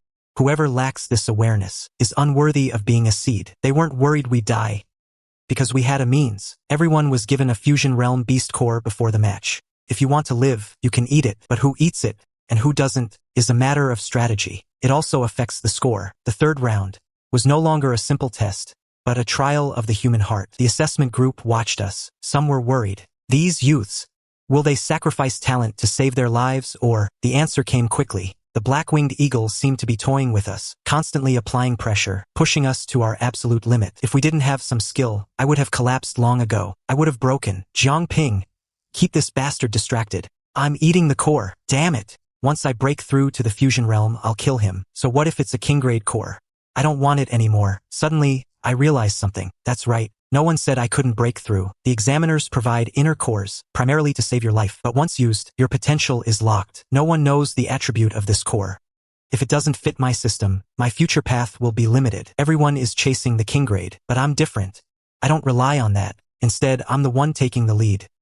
I smiled. You should just give it a rest. You distract him, while I break through. As I spoke, I tossed the fusion core straight into my mouth. Lu Baichuan was stunned. Damn it, do you not care about your future? I can swallow it, because the Lu family backs me. At worst, I start over. It'll just take a few more years. But who the hell are you to try? Yet, a warm current surged in my heart. He knew I wouldn't stop. He stopped talking. He could only desperately provoke the black-winged eagle. Take this, you bird.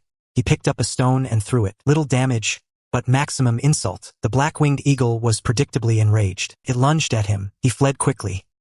He grew more and more delirious. Too much blood loss. Jiang Ping, are you done yet? I can't hold on much longer. At that moment, I opened my eyes.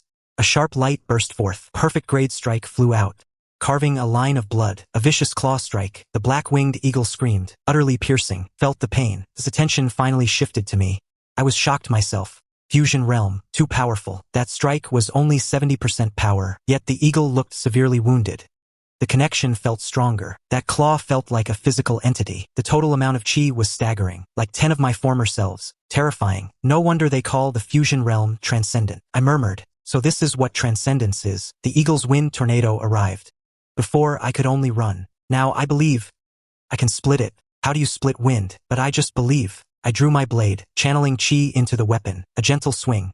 Blood-red light filled the sky. The tornado materialized. Like a physical object, it was sliced clean in half, crashing violently to both sides. Trees shattered. It froze, clutching its wound. How can Jiang Ping's fusion realm be this strong? No, that's not right. Just entered the fusion realm, and using a mysterious great core. How is this possible? The command room erupted in chaos. Barrier breaking. Barrier breaking is an ability only a few in the fusion realm can grasp. There is no set pattern. It depends entirely on talent or luck. Being able to break chi with chi, even king-grade masters can't always achieve it. But he just entered the fusion realm and mastered it in his second move. Their worldviews were shattered. Chen Juanxiu was both shocked and thrilled. He actually comprehended barrier breaking. This means he has surpassed 90% of those in the same realm. His future is limitless. Moreover, his chi is blood red. The total amount is staggering. Using a mysterious grade core, he reached king grade levels. If it were a king grade core, she didn't dare imagine. Someone sighed. What a pity. This child is still taking the long way around. But Chen Juanxiu smiled. Zhang Nen asked, what are you laughing at? This is our own seed. Switching paths is a waste of time. She didn't answer. She tossed out a folder. Everyone rushed to open it. A few words were written on it. Snow melting pill. Snow melting vessel. Snow melting pill. This, someone gasped in shock. Only then did Chen Juanxiu smile and explain. This is something that was developed not long ago. It allows one to dissolve their original beast core and consume a new core without injury. This thing just came out. They are among the first to get it. Otherwise, the examiners wouldn't have set such a task. But that's not even the most impressive part. The most incredible thing is that the core dissolved by the snow-melting pill, the potential contained in that inner core does not vanish. Instead, it stacks. To put it simply, it is like memory, increasing on top of the original base, rather than just adding the last one. As soon as he said this, everyone was stunned. Many even secretly regretted. If they had broken through later, could they have caught up? Someone asked, Leader Chen, do we still have a chance? Chen Juanxiu laughed and scolded. Not a damn chance. This thing only works for those newly entering the fusion realm. You guys are out of luck. Many beat their chests in frustration. We missed it, wishing they were born a few years later. But most people understood. Every generation has a new system. New treasures emerge. And that is exactly why humanity becomes stronger and stronger. Leader Chen, Still a pity. If one could consume 2 king-level beast cores, wouldn't that be even more powerful? Although 2 king-level cores are hard to find, but theoretically it's possible. Chen Juanxiu shook his head slightly. It won't work. The subsequent core must be stronger than the previous one. If your first one is king level, then the next one must be higher than king level. My god, the group couldn't even imagine it. King level is already the peak for the 13 cities. Even the outstanding descendants of the Tian family must face countless hardships to obtain one. A higher level is simply unthinkable. Everyone looked at Jiang Ping, knowing that this batch of people hit the jackpot. Such envy. After I split the tornado, Lu Baichuan was also shaken. He was speechless. Breaking the barrier, it's like I've been given a toy. I provoked the black-winged eagle. Come on. That feeling of total domination is addictive. How could the black-winged eagle endure such provocation? Beasts in the fusion realm already possess a certain level of intelligence. It immediately unleashed its ultimate technique, but I handled it with ease. I started playing with it, seeing me be so badass. Lu Baichuan even wanted to break through, but thinking about the future, he held back. He is grateful to me, it's just that his youthful pride won't let him apologize. But you could clearly feel that the barrier between us was gone. In the command room, Chen Juanxiu decided to ramp things up, release 3 more fusion realm beasts. Suddenly, people watched in disbelief. Leader Chen, don't kill the kid. It's not easy to find such a promising talent. Yes. They had watched Jiang Ping grow all along. Aside from being a bit mischievous, everything else about him was perfect. What's even rarer is, at the critical moment, he dared to sacrifice himself to save his teammates. Truly rare. Only someone like him can be a spark. Chen Juanxiu spoke again. Continue. I don't want to repeat myself. 3 more fusion realm beasts were deployed. I was just practicing my moves. Suddenly, I felt something was off. I instantly knew the problem. More enemies. I smiled to myself. I was just worrying about having no one to spar with. I actually took the initiative to attack and started playing with 4 beasts. My footwork was methodical. The speed was incredible. I could even hover in the air. At this moment, the Tian family realized what the core I consumed was speed. Is focused on speed. Not only that, but there are skills too. Wind-walking step, watching me handle it with such ease. Facing 4 beasts of the same rank alone without breaking a sweat. Everyone was completely stunned. Is this really how someone who just entered the fusion realm looks? Chen Juanxiu breathed a sigh of relief. Jiang Ping truly is a genius. He's found a real treasure. No one knew that she was already prepared, in case I failed, to send a rescue team even if it meant breaking protocol. I didn't expect to hold my own, and do it so effortlessly. By this point, the assessment had lost its meaning. Because my current strength had already surpassed the other contestants.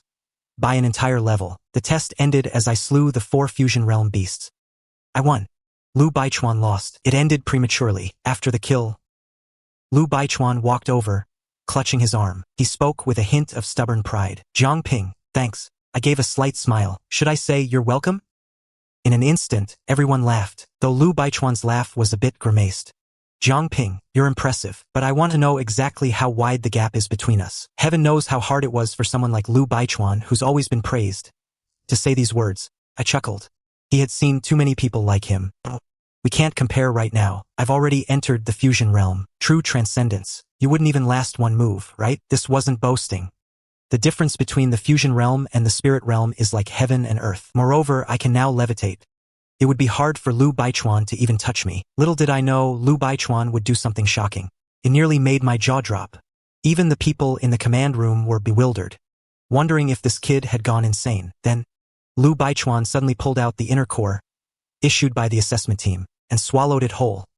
Then he sat cross-legged. The last thing he said before closing his eyes was, Jiang Ping, don't worry, I won't compete with you for the spot, but I want to test myself against you. Otherwise, I'm afraid I'll never have the chance again. Decisive, bold, full of courage. I thought he was crazy. Cursed. Are you fucking out of your mind? It's over now. Why the hell are you eating a monster core? The people in the command room also thought he was insane. Chen Juanxiu, however, looked thoughtful. It seems Lu Baichuan's score needs to be adjusted. Lu Baichuan didn't know the snow fusion pill existed, yet he was still capable of such a move. At the very least, his courage was commendable. Of course, it was also impulsive. Others didn't understand, but Lu Baichuan knew exactly what he was doing. He was afraid, truly afraid, not afraid of losing to me, but afraid of losing the chance to ever compete on the same stage as me. As a genius of the 13 cities, he had his own pride.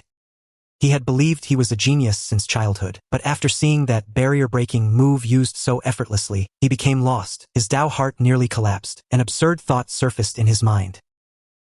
If he didn't fight me now, he might truly never have the chance again. For the first time as a genius, he felt panic. This panic drove him to such a mad act. After a long while, Liu Beichuan aura shifted. the fusion realm had arrived. Liu Baichuan felt a brand new world.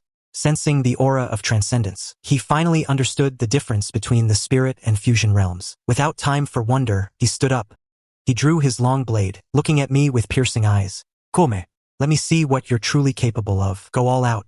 Show no mercy. I straightened my posture. He was so solemn that I felt it would be rude to remain nonchalant. I faced him head-on, sensing his aura. But I was quickly disappointed. Even like this, he didn't seem all that powerful.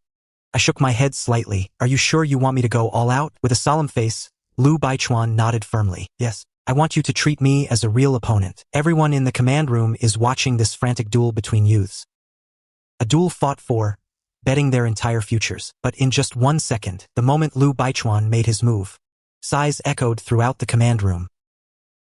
The gap is simply too wide. Liu Baichuan showed his sharp edge. His metal attribute Qi was a lethal weapon.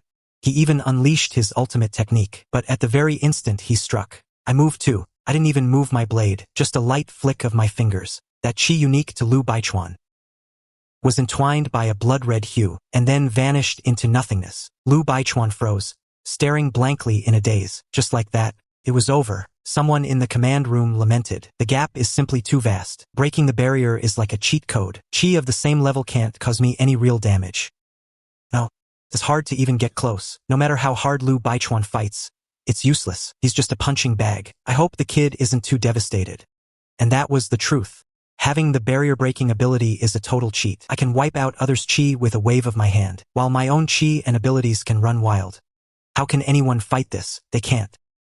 That's how it went. Liu Baichuan stood there paralyzed. Chun Juanxiu sighed softly. Go on. The third round is over. Bring them back. Tell the counseling office to get ready. To comfort him, I don't know if Jiangnan had a brain fart or what, he asked foolishly. Does Jiang Ping even need psychological counseling? Chun Juanxiu looked at him like he was an idiot. Jiang Ping and Liu Baichuan followed the evaluation team out. Even while riding the black-winged eagle, Liu Baichuan didn't say a word. Gripping his blade tightly, I chewed on some wild grass, not daring to say a word. Their evaluation was over. But others weren't finished yet. By the time it all ended, it was already the next day. The spark list was released. Li Zimu, Shaoqi, Su Tianjiao were all there. Even the 3 lackeys who wanted to follow me made it. But the 8th person was yet to be announced. Regardless, it's over. Next is going abroad in December, to compete with other alliances. No missions for now. Among the winners, except for me, no one was happy. 7 people lay on the training ground. 6 of them stared at the king grade inner cores in their hands. Only I was chewing grass. It's just a mysterious grade inner core, right? Don't be depressed. We'll figure it out when we get there. Shaoqi agreed. Yeah. Mysterious grade is already great. Li Zimu snurta. You guys don't know shit. There's a world of difference between mysterious and king grade. He held the king grade inner core. His heart felt like dead ashes. He fought to the death to get it, but he couldn't use it. What use is this inner core to me? He almost wanted to scream it out. I gave a chuckle. Li Zimu. You not satisfied? He shut up immediately. We all knew why. A spar after the evaluation. He was the first one I crushed. The others didn't dare talk back. Also because they couldn't beat me. Just as we were feeling down, Chun Juanxiu arrived with her team. Those in the Spark squad. Come here. I trotted over. Auntie. Others rolled their eyes. Others fear being accused of favoritism. But I insist on calling her that. The head of the evaluation team, my aunt. She felt both proud and plagued by a headache. She waved me to stand aside. The others quickly lined up. We are officially the Spark Squad now. Probably the weakest generation in history. Others rely on King Grade cores to level up. We only have Mysterious Grade. She saw right through our thoughts. I know you're not happy. But just wait. My heart skipped a beat. Those words cut deep. As expected, the others looked even more grim. She clapped her hands lightly. An attendant stepped out carrying a silver case. Open it.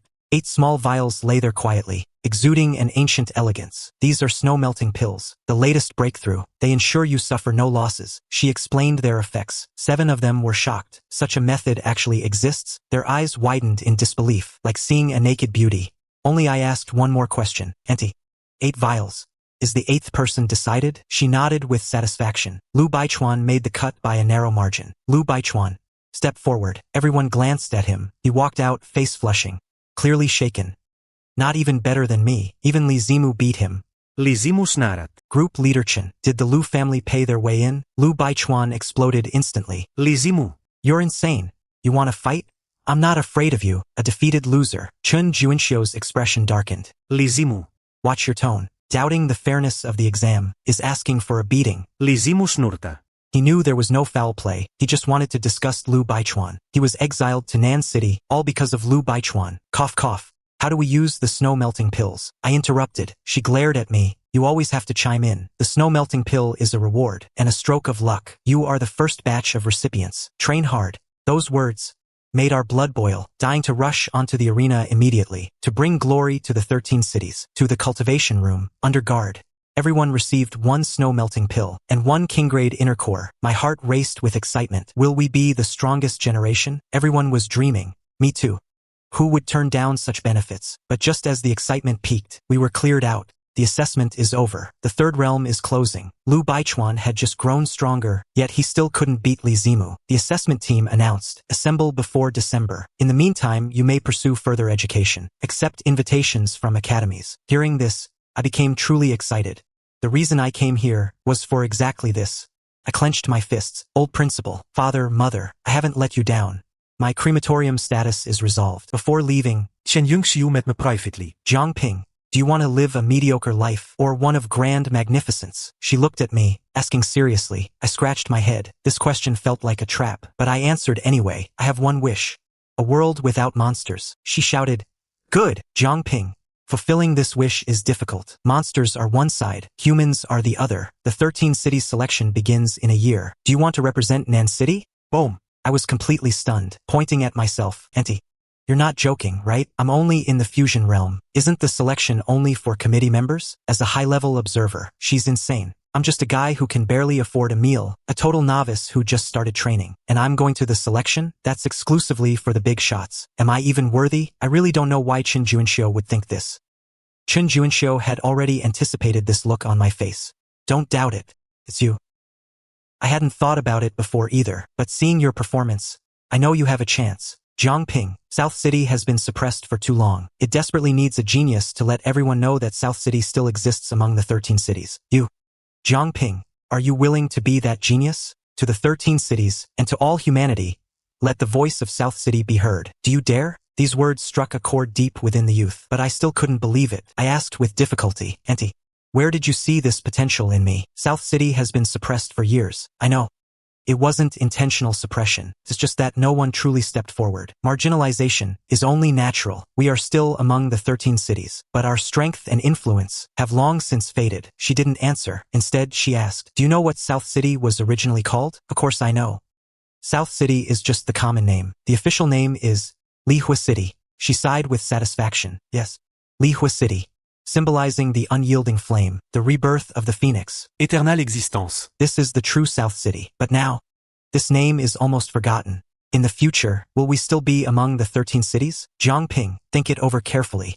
There's no rush for an answer. Wait until the results of the Spark competition are out. She left, leaving me in a state of confusion. Today's shock was too great. It's like someone suddenly asking you in a time of peace, if you want to be the president. I suddenly remembered an actor who actually became president. Thinking of this, I couldn't help but laugh. Forget it, it's too distant. I'll just focus on myself first. Thinking about this right after a meal is a bit much. Jiang Nan escorted me back to school. After parting ways, I quietly returned home. My parents weren't there. I entered my bedroom. I opened the heaven-devouring secret realm. Right now, the most urgent thing isn't whether to choose or not, but something else.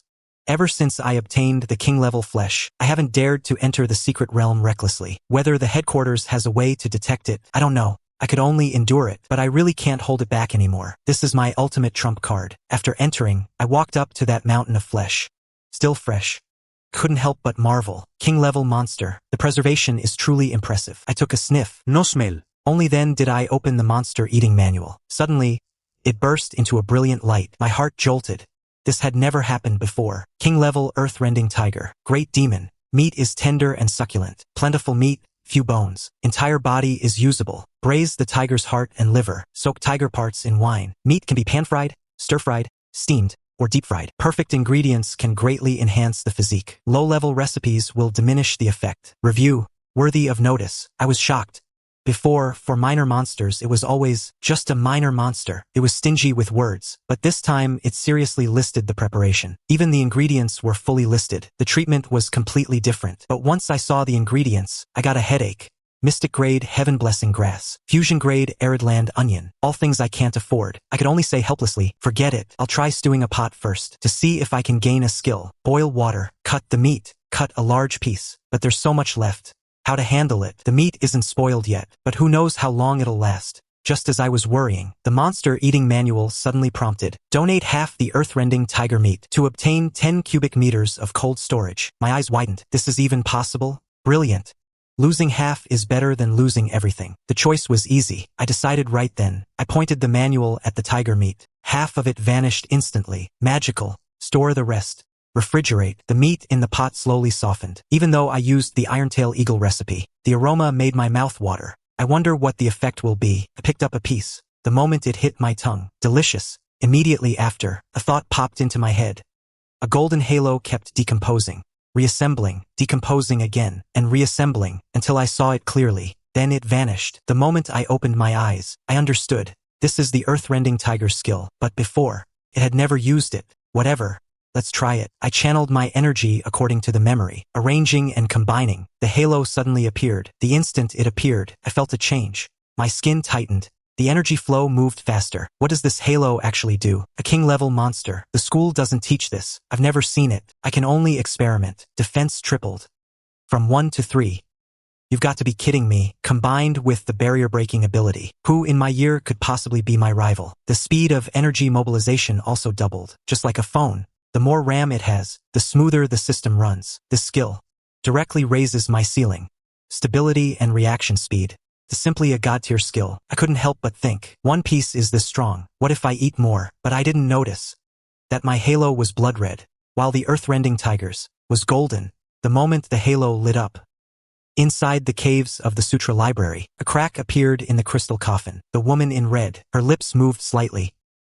Full and satisfied. I didn't gain any more new skills, but I wasn't disappointed at all. This one skill alone is enough to keep me going for a while. There's still half a tiger left, plus the heart, liver, intestines, and lungs. I'll get more sooner or later. After eating, I felt my RAM increase again. Fusion realm cultivation, steady as a rock. Right now, the method is wrong. If I find the right way, I dare not imagine the result. I desperately want to find those auxiliary materials. I lay in bed, feeling blissful. As I kept thinking, I fell asleep. When I woke up, it was my mother waking me.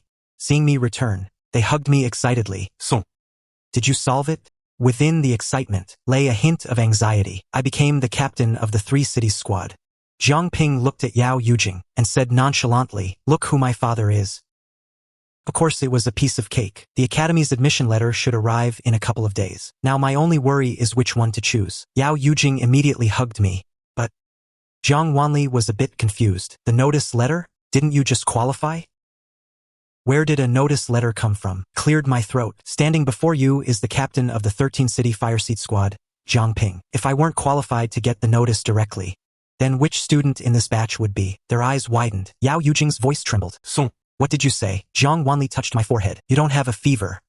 Why are you talking nonsense? I was furious. I've waited a long time to show off this moment. What do you mean by that? It's true. Everything I'm saying is true. If you don't believe me, you can ask Aunt Xiangxiang. You mean Juanxiu?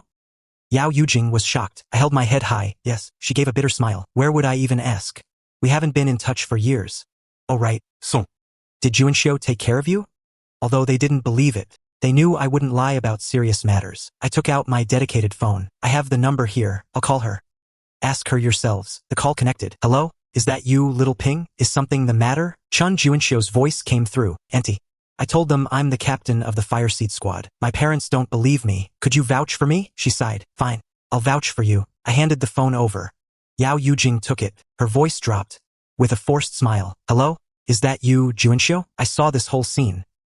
My parents bowing their heads to others because of me. It left a bitter taste in my mouth. Even if the other person is a relative, it's not right. If I'm truly selected, can't they speak with their heads held high? Will someone point at them and say, "Oh my, this is Jiang Ping's mother. You've raised your child so well," until Yao Yujing hung up the phone. looking at me with complex emotions. Pingxi, you really became the captain of the fire seat squad?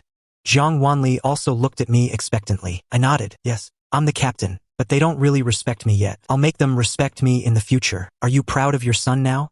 She stroked my head.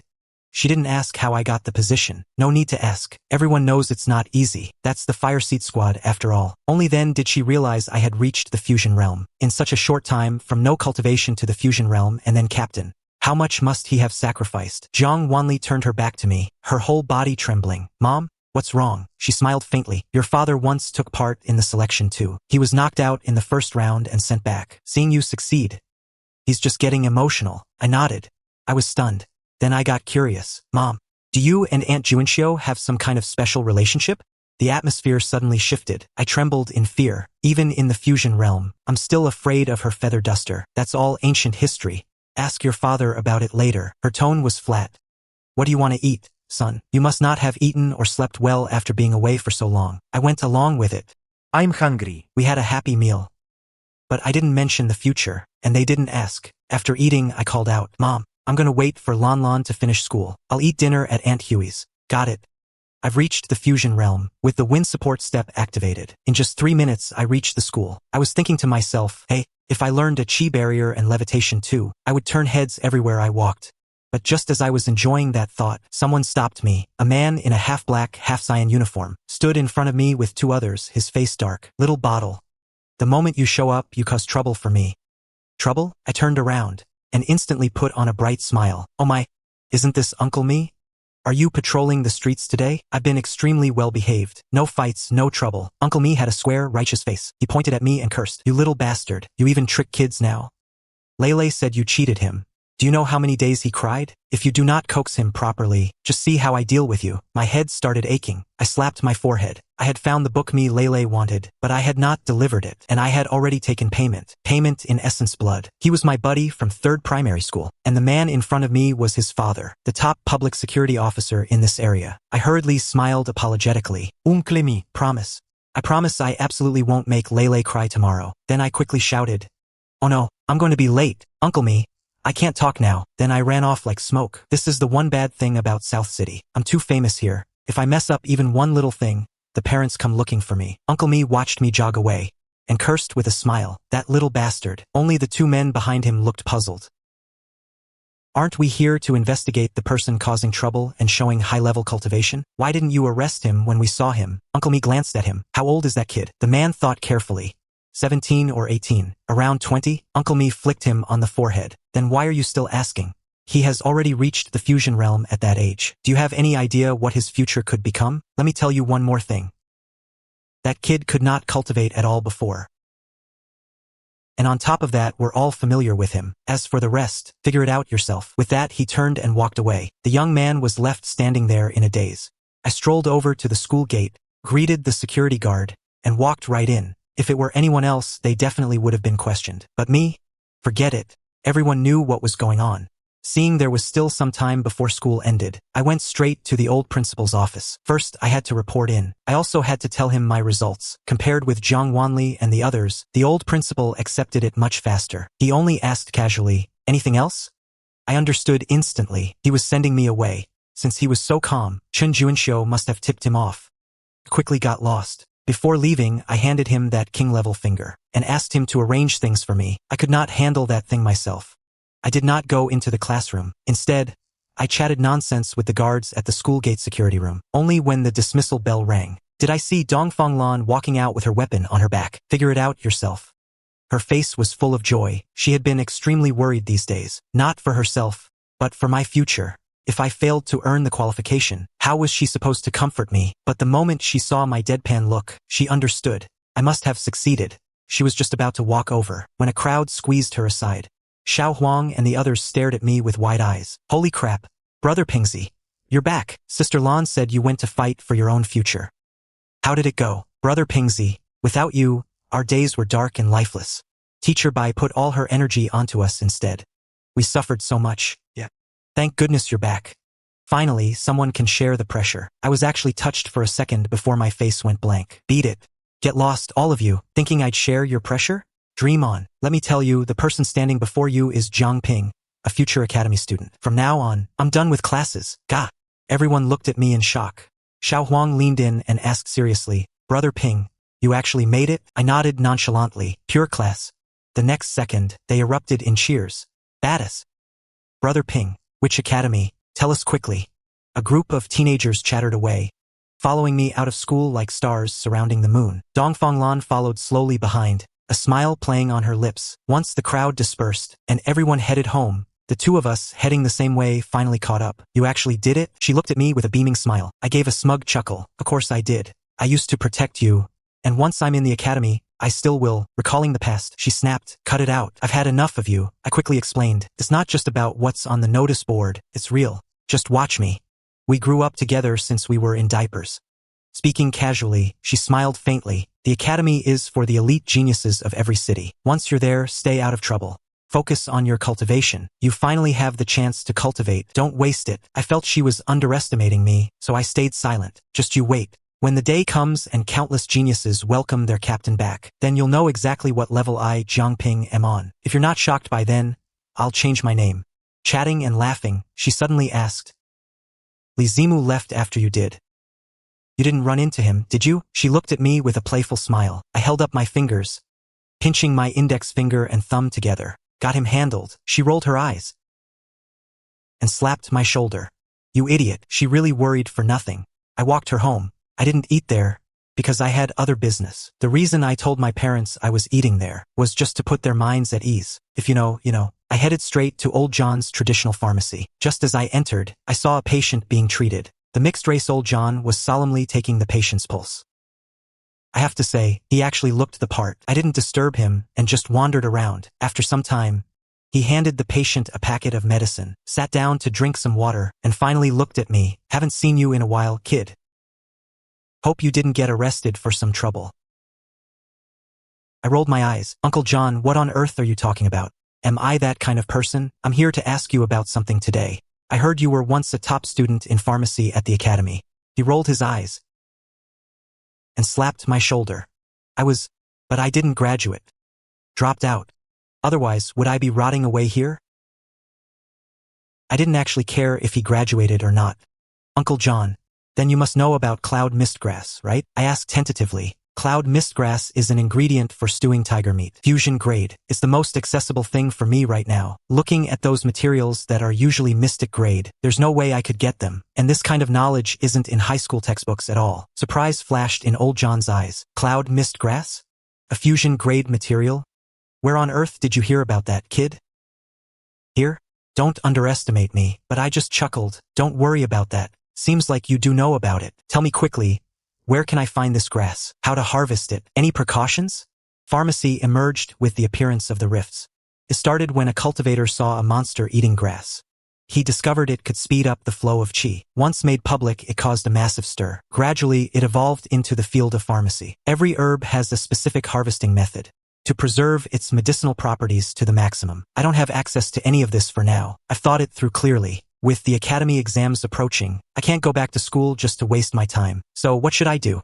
Gather materials for the stew, obviously. The academy exams are every July, similar to the Harmonious Society, but there are no winter or summer breaks. Wait 7 days after the exam for the results. Then prepare for enrollment based on the distance.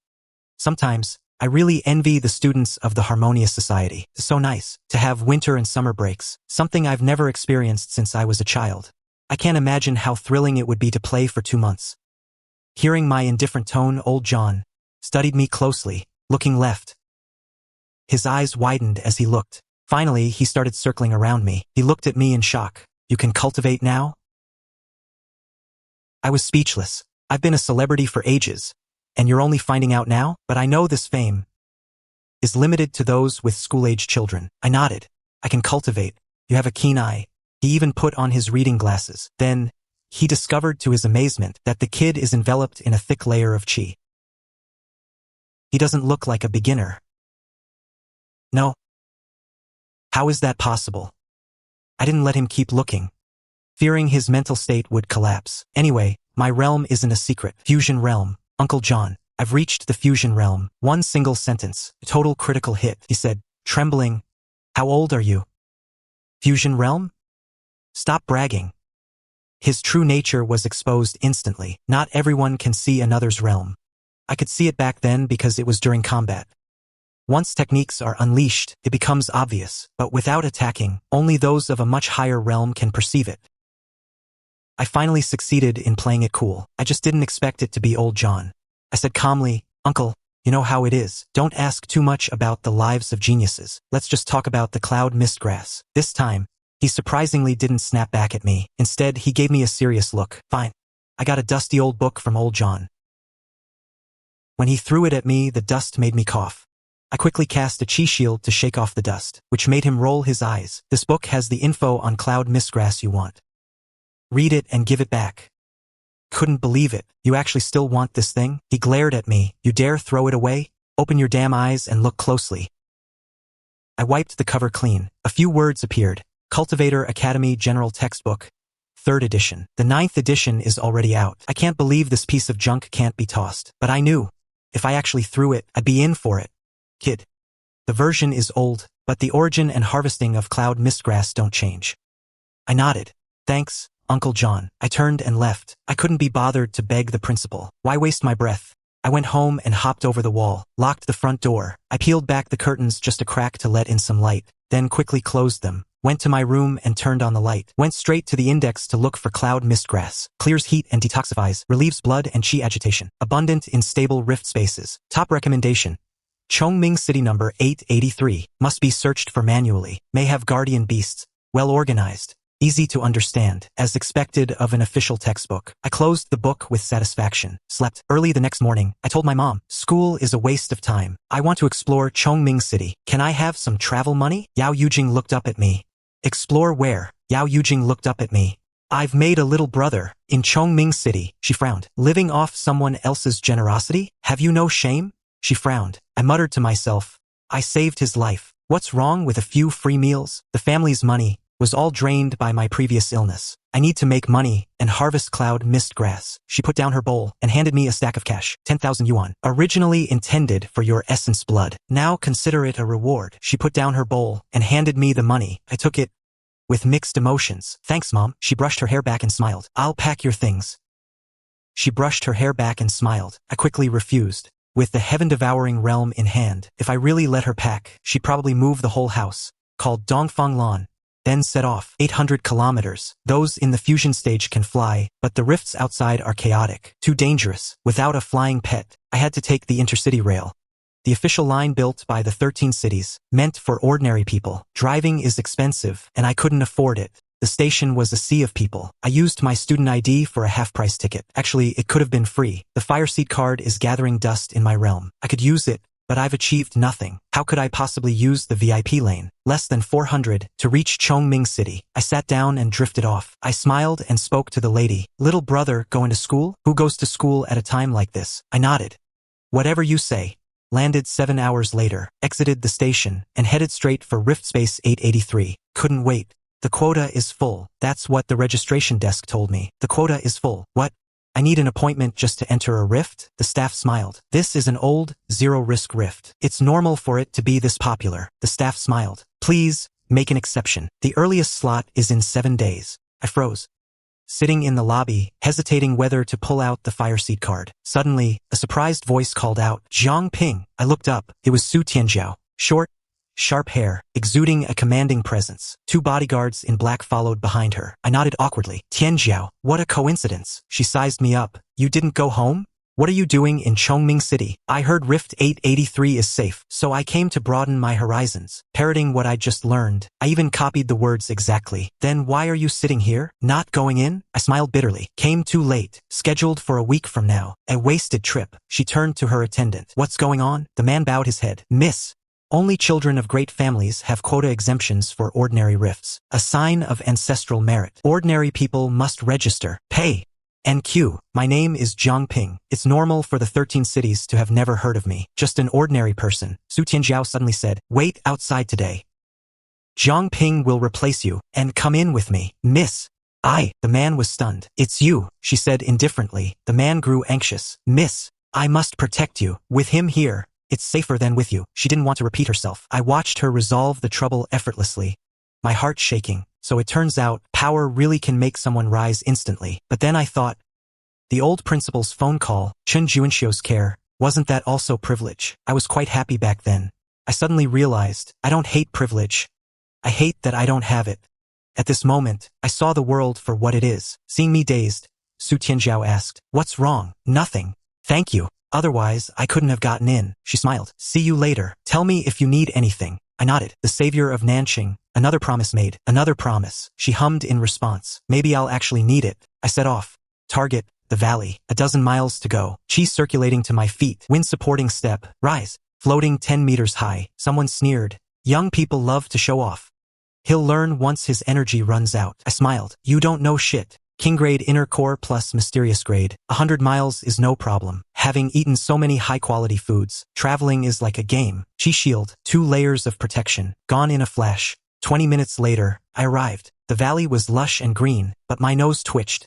Within 500 meters, 7 or 8 Fusion Realm beasts. Draw blade. I need money. 1 bottle of Fusion Realm essence blood. Starts at 100,000. Throw a stone. Lure the monster. A spotted leopard leaped out. My eyes lit up. Come to daddy, little leopard. It raged. Spots flying like projectiles. I was startled, but I didn't panic. Step aside, swing the blade, break the barrier. Its ability vanished instantly. My turn. Charging straight at its face. Split the forehead. 1 move. It was stunned. Too fast.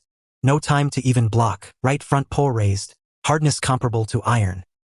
Claw snapped. Pride shattered. A flash of the blade. Forehead split open. The world lost 1 arrogant leopard. I wanted to howl at the sky. Same level, taken down in 2 moves. Weakness turned into strength. Wind supporting step is incredible. This fight scared off the other beasts. But how could I let them go? This is all money. Offense and defense reversed. I became the butcher. 1 slash. 12 monsters, all slaughtered. I laughed with hands on hips, taking out 10 bottles. Jiang family secret, specialized for essence blood. Hanging from a tree, I sliced open the chest, and essence blood flowed out. Drip, drop. I didn't waste a single drop. Skill de technique. Forged through days of hardship. 10 corpses like skewers, hanging from the great tree. An outsider wouldn't know what's happening. This isn't standard procedure. It's a secret art of the crematorium lineage. Haha. The last drop of essence blood enters the bottle. I cap it and put it away. Looking at the pile of corpses, I give a sinister chuckle. The claws can be sold. Oh, iron-legged centipedes. The antennae can be sold too. Not to mention the meat. I'll just eat that. I mutter them one by one. No time to clean up now. Store them first. Even a scavenger would say, "You're a ruthless one." Not a single drop wasted. I continue my search. Suddenly, my eyes light up. Half-meter high grass stands among the weeds. So prominent. Cloud mist grass. Pure. Unexpected joy. I actually found it. You're quite brave. Just as I'm about to dig. You're quite brave. A sudden laugh rings out. You're quite brave. Kid. You're quite brave. Daring to steal from us. I turn around. Several burly men approach. The horse-faced one wears black leather armor, a dagger tucked at his waist. The others are similar. Professional gear. Standard loadout for a rogue squad. Too many monsters. Graduates have to find a way to survive. That's how this trade began. They might be hunters. The kind who risk their lives for a coin. But I just look at them. Yours. Is your name written on it? I'm familiar with this aura. Thugs were always like this. Horseface spoke. Listen up, brat. This cloud mist grass is ours. Get lost. Unless you want a beating that isn't worth it. I laugh in anger. Unbelievable. Stealing my stuff, and I'm supposed to thank you? I chuckle. If I don't leave, will I be unable to avoid this beating? They chuckle. That's for sure. One look and it's clear you're a student. We have a duty to show you how cruel the world is. Now move it. I breathe a sigh of relief. These people only rob. They don't kill. The corners of my mouth curl up. Well, thank you then.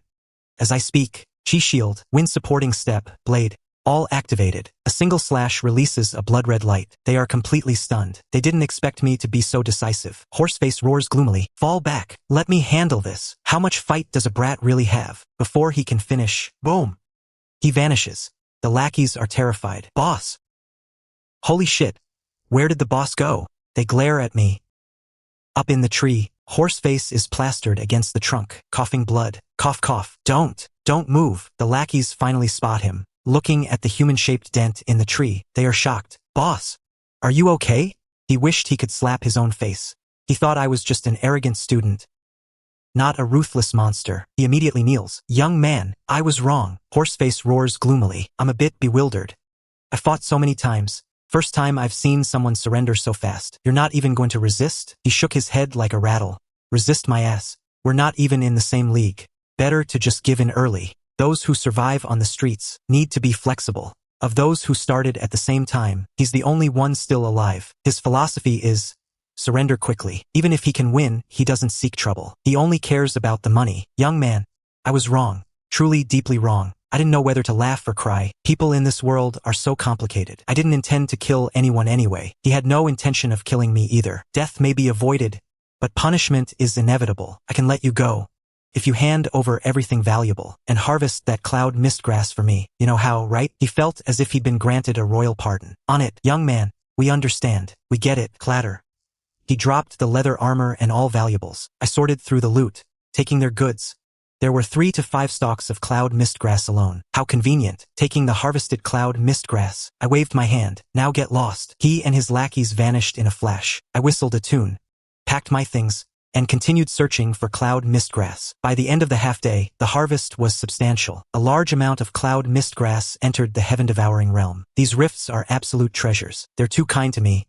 When I'm hungry, I enter the realm for meat. There's more meat than I can ever eat. I drove all the captured live beasts to the back mountain to let them breed. I'm taking the sustainable route. Looking at the 5 bundles of cloud mist grass, a thought occurred to me. With this many, could I transplant them? They can't grow in the native land, but the heaven-devouring realm is one of the rifts. I felt a surge of excitement. If this actually works, I'll never lack cloud mist grass for my stews again. I used paper and pen in the realm to plan. A plan to diversify my vegetable basket, briefly called the basket plan. Perfect. I just need to clear the plot. There was already some. I studied planting knowledge. What precautions are there in the wild? Planting is the easy part, but clearing the land is the real pain. The more satisfying the burning was back then, the more exhausting it is now. 3 times the flow of time. I'm not worried about the time. I only cleared enough space for planting. With a shovel in hand, I planted them one by one. Finished in 3 hours. Only 1 hour had passed outside. Looking at the lush green expanse, I felt a great sense of achievement. As long as they survive, I'll have unlimited cloud mist grass. Keep searching. Who knows when the next chance will come? Catching live beasts, searching for cloud mist grass. I was completely immersed until it was almost dark. Then I heard a scream. Ah! I looked up. I floated up into the air. Scanning the distance, I saw a scene that infuriated me. Su Tianjia. She and her bodyguard were surrounded by over a dozen men. They were overwhelmed. Couldn't believe it.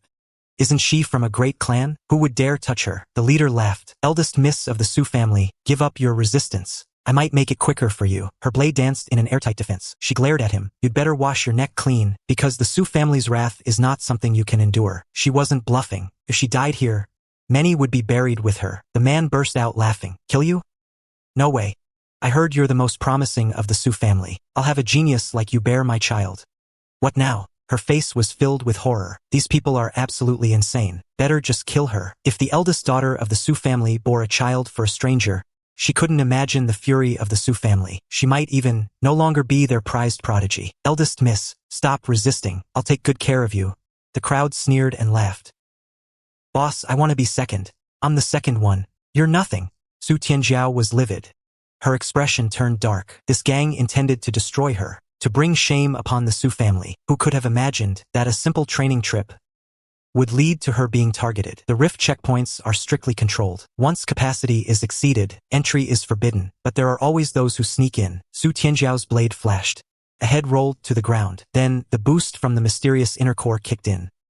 Su Tianjiao, secret art. Vajra wheel. Her blade spun violently. The force tore through the attackers.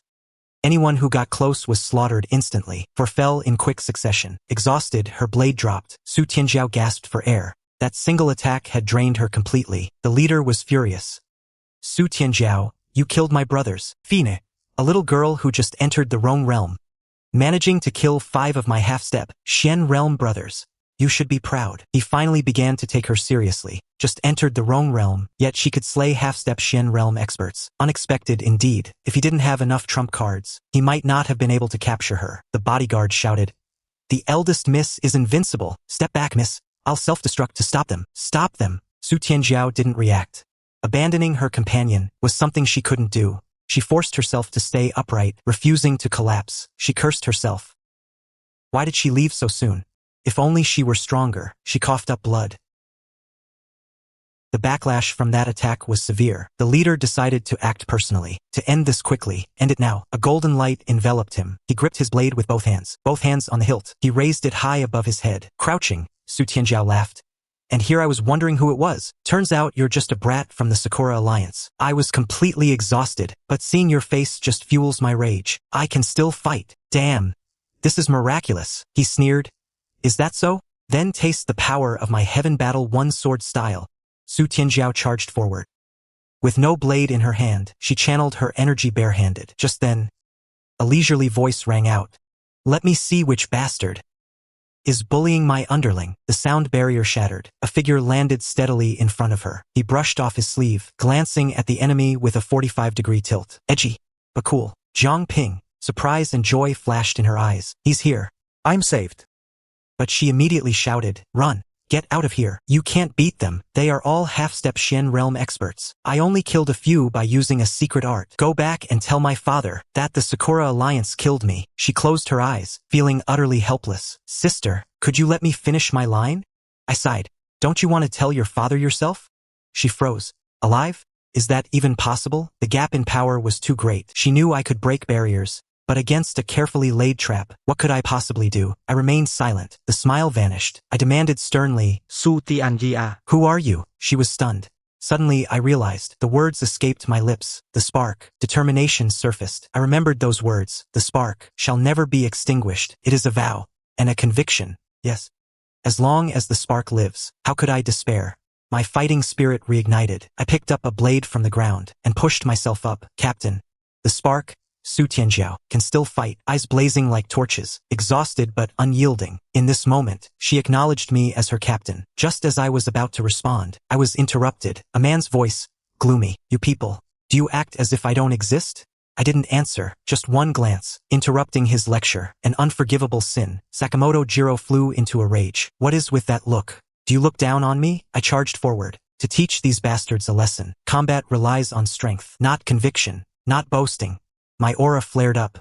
Crimson flooded the air. The world changed color. My face twisted.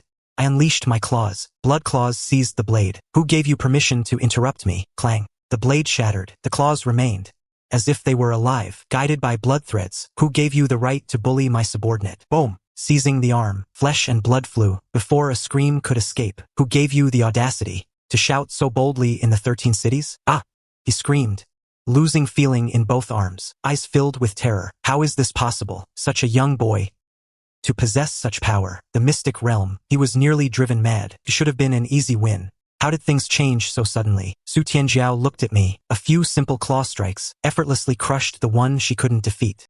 This was my first time going all out. I didn't expect to be this powerful. I stood suspended in midair, a blood ring like a halo, threads connecting to the claws. I said coldly, you all, do you want to be crushed to death or surrender peacefully? The crowd retreated. They exchanged glances, but formed a battle array. I smirked, seeking death. Fall back. Only now did they realize that this captain of commoner birth was actually this terrifying. But could an ordinary person really reach this level? The bodyguards arrived, looking at me in disbelief. So he is Our Lady's captain. Ridiculous that I thought he was just a social climber. Now, that mockery was unbearable to look back upon. Only the joke was on myself. I saw Su Tianjiao retreat to the back, finally drawing the long blade from her back, holding the blade in her right hand, wiping it on her sleeve. Let me see what makes you dare to resist. Before the words finished, I had already vanished. Fast beyond limits. They couldn't even see my movements. By the time they did, hands were already clutching their throats, eyes filled with disbelief, completely powerless to fight back. Such speed in the fusion realm? Even a mystic realm assassin is nothing more than this. No one answered. Wiping the blade again, I slowly withdrew. A slight smile. What are you looking at? Ask me. Su Tianjia Flore. Her face flushed, like a primary school student. Fine. Understood. Her expression turned ice cold. The blade pierced Sakamoto Jiro fiercely. Speak. Who sent you? And how did you track me down? I no longer care. Just search him. Too bad. Besides weapons and armor, there was nothing. Scoffed. Broke bastard. I'm not getting involved. Sounds like a deep grudge. After a while, Su Tianjiao recovered her strength. She walked over, face covered in blood. Captain, thank you. If it weren't for you today, at this moment, she was completely convinced. I smiled and pointed to her face. Wipe that off. Don't call me captain anymore. Just call me Brother Pingzi. Brother Pingzi. She didn't understand. Jiang Ping didn't explain. You'll find out eventually. Let's go. You probably have things to handle. Her face remained frosty. Yes. Brother Pingzi, come home with me. My family wants to thank you. I didn't save you for a thank you. I have things to do. If you're sincere, help me find a medicinal herb. What? A mystic realm herb. The wind thunder root. Better if you have it. If not, help me inquire. I need this herb for stewing meat. The Su family might have a way. I understand. A life-saving debt cannot be ignored, otherwise the other party might get suspicious. As expected, her joy was written all over her face. Fine. I'll tell my family to find it as soon as I return. She wiped her bloody hands and took out a card. Brother Pingzi, take this card.